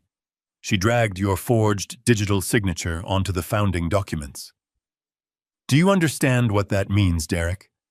The federal government just officially seized the entire offshore account, and this live forfeiture document currently lists Victoria Stanton and Derek Stanton as the primary legally binding administrators of a sanctioned terrorist asset. You did not steal my money. You merely signed a legal confession to grand larceny and international racketeering. Your beautiful wife just destroyed your entire life to save her own skin, and she did it using your own immense greed against you. The realization of his absolute inescapable doom finally washed over him. The frantic, struggling energy completely left his body. Derek went entirely limp against the desk. The federal agent supported his dead weight, pulling him upright and shoving him roughly toward the secure holding area. Derek dropped heavily onto his knees, right in the middle of the precinct floor, his suit wrinkling as he collapsed. He buried his face in his manacled hands, sobbing uncontrollably. He had absolutely nothing left. I looked down at the pathetic shell of the boy I once loved. I turned my back on him. Keep him completely isolated, detective. Now let us go pay a visit to my grieving wife. The drive from the precinct back to McLean was a study in quiet anticipation. Detective Harris sat beside me in the unmarked police vehicle, gripping the steering wheel as the morning sun climbed into the sky. I sat in the passenger seat, relaxed, watching familiar streets roll past. The chaotic media circus that occupied my front lawn hours earlier had dispersed, leaving behind only trampled grass and the hollow echo of my wife's tearful performance. She had spun her web of lies and manipulated a federal judge into handing her control over my supposed fortune. She thought the war was won. She thought it was over. Inside my private estate, Victoria was celebrating the zenith of her treacherous campaign. Through the surveillance feeds I still monitored on my mobile device, I perfectly envisioned the scene unfolding in the formal living room. She sat gracefully on the expensive Italian leather sofa, her fabricated tears entirely replaced by a radiant, triumphant glow. Her close friend Monica lounged in the matching armchair. They were clinking crystal flutes filled with vintage champagne, toasting to their flawless victory. The morning news broadcasts played quietly on the television, the legal pundits endlessly praising Victoria for her civic bravery. Resting on the glass coffee table between them, illuminated by the sunlight streaming through the windows, was the freshly signed federal injunction. It was her golden ticket to absolute freedom, her legal shield against financial inquiries, and the exact instrument of her impending demise. They laughed, a sharp sound echoing through the empty halls of the mansion. Victoria took a delicate sip of champagne, her eyes reflecting the pure greed that had driven her to destroy our marriage. She believed the $8 million was permanently hers. She believed Derek was executing the final phase of their hostility by forcing me to sign away my domestic wealth. She had absolutely no idea her son was sitting on the cold floor of a federal holding cell, weeping into his manacled hands, broken, and facing decades in prison. She was entirely oblivious to the armored tactical vehicles silently rolling to a stop at the edge of our sprawling driveway. The federal tactical team moved with terrifying efficiency. There were no sirens to announce their arrival. They poured out of the dark vehicles a dozen heavily armed agents wearing thick gear and carrying breaching equipment. They moved swiftly across the manicured lawn, stacking up against the custom mahogany front doors of the estate. Detective Harris pulled our unmarked car to a quiet stop near the front gates, leaving the engine idling smoothly. I unbuckled my seatbelt, stepped out into the crisp morning air, and stood comfortably by the edge of the driveway, ready to witness the spectacular conclusion of Victoria's grand illusion. Inside the living room, Monica raised her crystal flute for another celebratory toast. She never finished her sentence. The deafening explosion of the front doors being violently battered off their heavy iron hinges shook the foundation of the house. The massive wooden panels splintered inward, with a horrific crack raining sharp shards of wood and shattered glass across the grand foyer. Victoria screamed a genuine sound of pure terror, dropping her champagne flute onto the hardwood floor, where it shattered into glittering pieces. Heavy tactical boots pounded against the polished floors as federal agents swarmed into the living room from every conceivable angle, their weapons raised, their voices booming with uncompromising authority. "Federal agents, get your hands where we can see them right now." The commanding shouts echoed through the house, completely drowning out the television broadcast. Monica instantly dropped to her knees, raising her trembling hands high above her head, her face drained of color. But Victoria, blinded by her incredible arrogance and absolute belief in her newly acquired legal immunity, refused to surrender. She stood up abruptly from the leather sofa, her face twisting into a mask of indignant rage. She snatched the freshly signed court documents from the glass coffee table, waving them aggressively toward the advancing tactical team. "You cannot be in my house!" Victoria screamed at the top of her lungs, her voice shrill and commanding. "You have absolutely no jurisdiction here. I am the victim. I am the one who called the authorities. You are making a massive mistake. I have a legally binding court order protecting my assets. Do you hear me? I have a federal injunction signed by a judge just hours ago. You cannot touch me. You cannot touch anything in this house." The lead FBI agent, a tall woman with a gaze as hard as forged steel, stepped calmly forward. She did not raise her weapon. She simply reached out with a gloved hand and smoothly snatched the crumpled legal documents directly from Victoria's frantic grasp. The agent glanced down at the papers, her eyes scanning the official judicial seal and Victoria's bold signature at the bottom of the page. A chilling smile spread across the federal agent's face. "Thank you, ma'am," the agent replied, her voice projecting a calm satisfaction that completely silenced Victoria's hysterical screaming. "We were concerned we might have to spend months trying to prove you had direct knowledge of the illicit funds. But this signed document claiming legal ownership of a sanctioned cartel-linked offshore account is exactly the written confession we needed." Victoria froze. The color vanished from her face, leaving her skin a translucent white.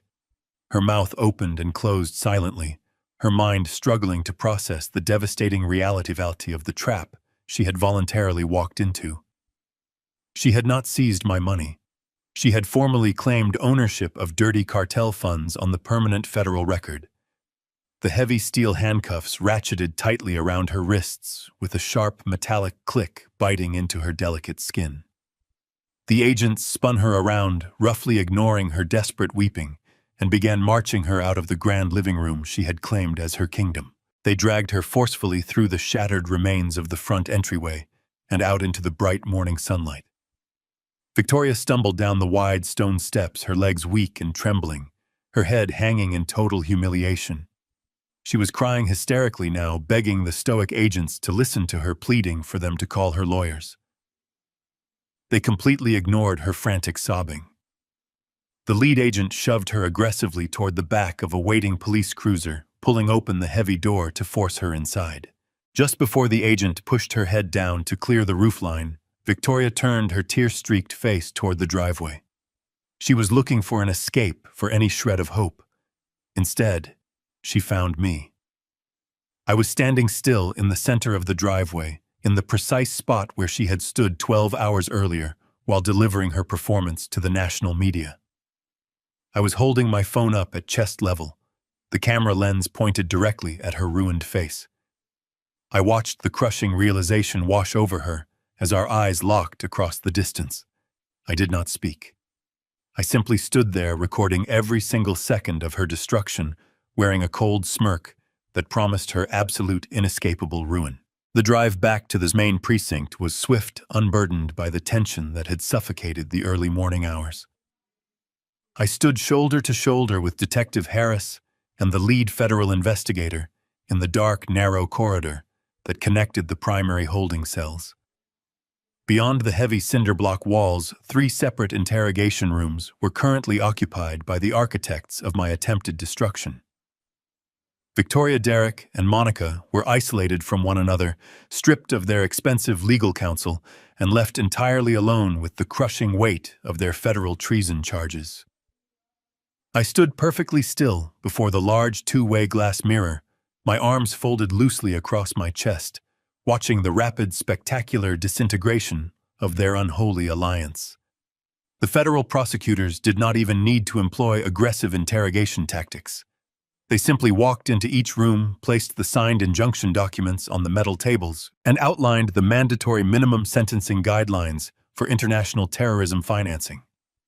The unified front they had so arrogantly paraded just hours ago evaporated like morning mist under a scorching sun. I shifted my gaze to the monitor displaying the live feed from Interrogation Room A.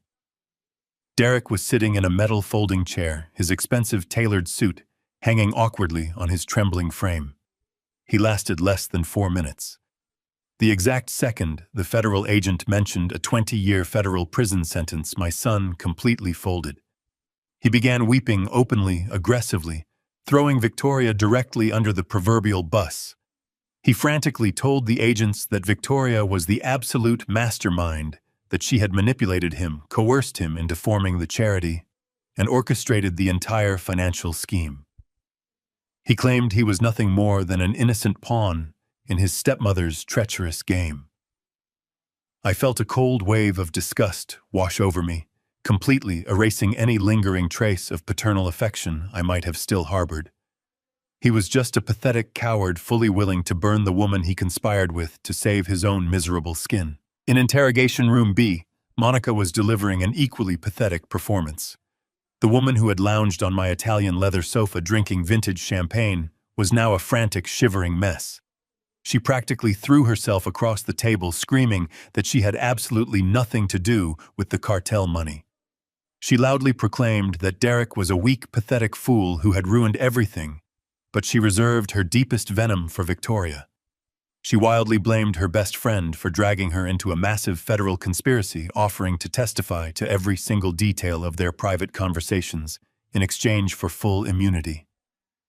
The house of cards had now completely collapsed, and the desperate rats were violently turning on each other in the cold, empty dark. I turned my attention away from the monitors and focused on the window directly in front of me. Victoria was sitting alone in Interrogation Room C. She looked utterly exhausted, her posture slumped, her manufactured bravery completely stripped away by the terrifying reality of her situation. The lead federal agent looked at me and offered a slow, understanding nod. He reached out and opened the heavy steel door, stepping aside to safely allow me entry. The incredibly harsh fluorescent lights buzzed softly as I walked into the room. Victoria slowly raised her head, her red, swollen eyes locking onto mine. For a brief, fleeting moment, I saw genuine, unadulterated fear flashing across her pale face. But the instinct to manipulate was too deeply ingrained in her nature. She instantly shifted her demeanor, falling back on the only weapon she had left. She closed her eyes and began to softly weep. She pushed herself up from the chair, stumbling very slightly, and reached her trembling hands out toward me across the scratched metal table.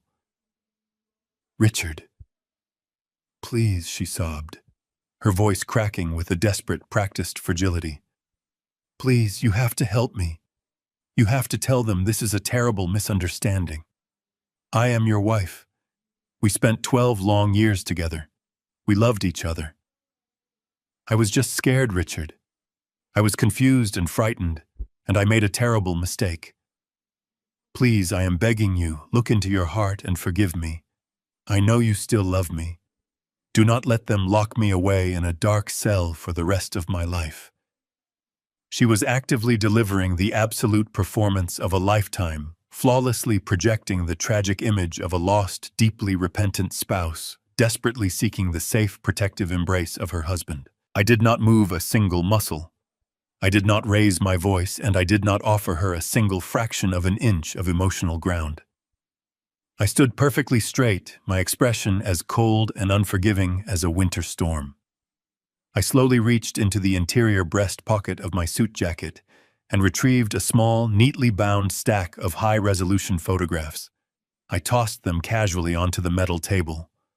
The glossy images fanned out across the surface, brightly illuminated by the harsh overhead light. They were the surveillance photographs my own private investigator had captured.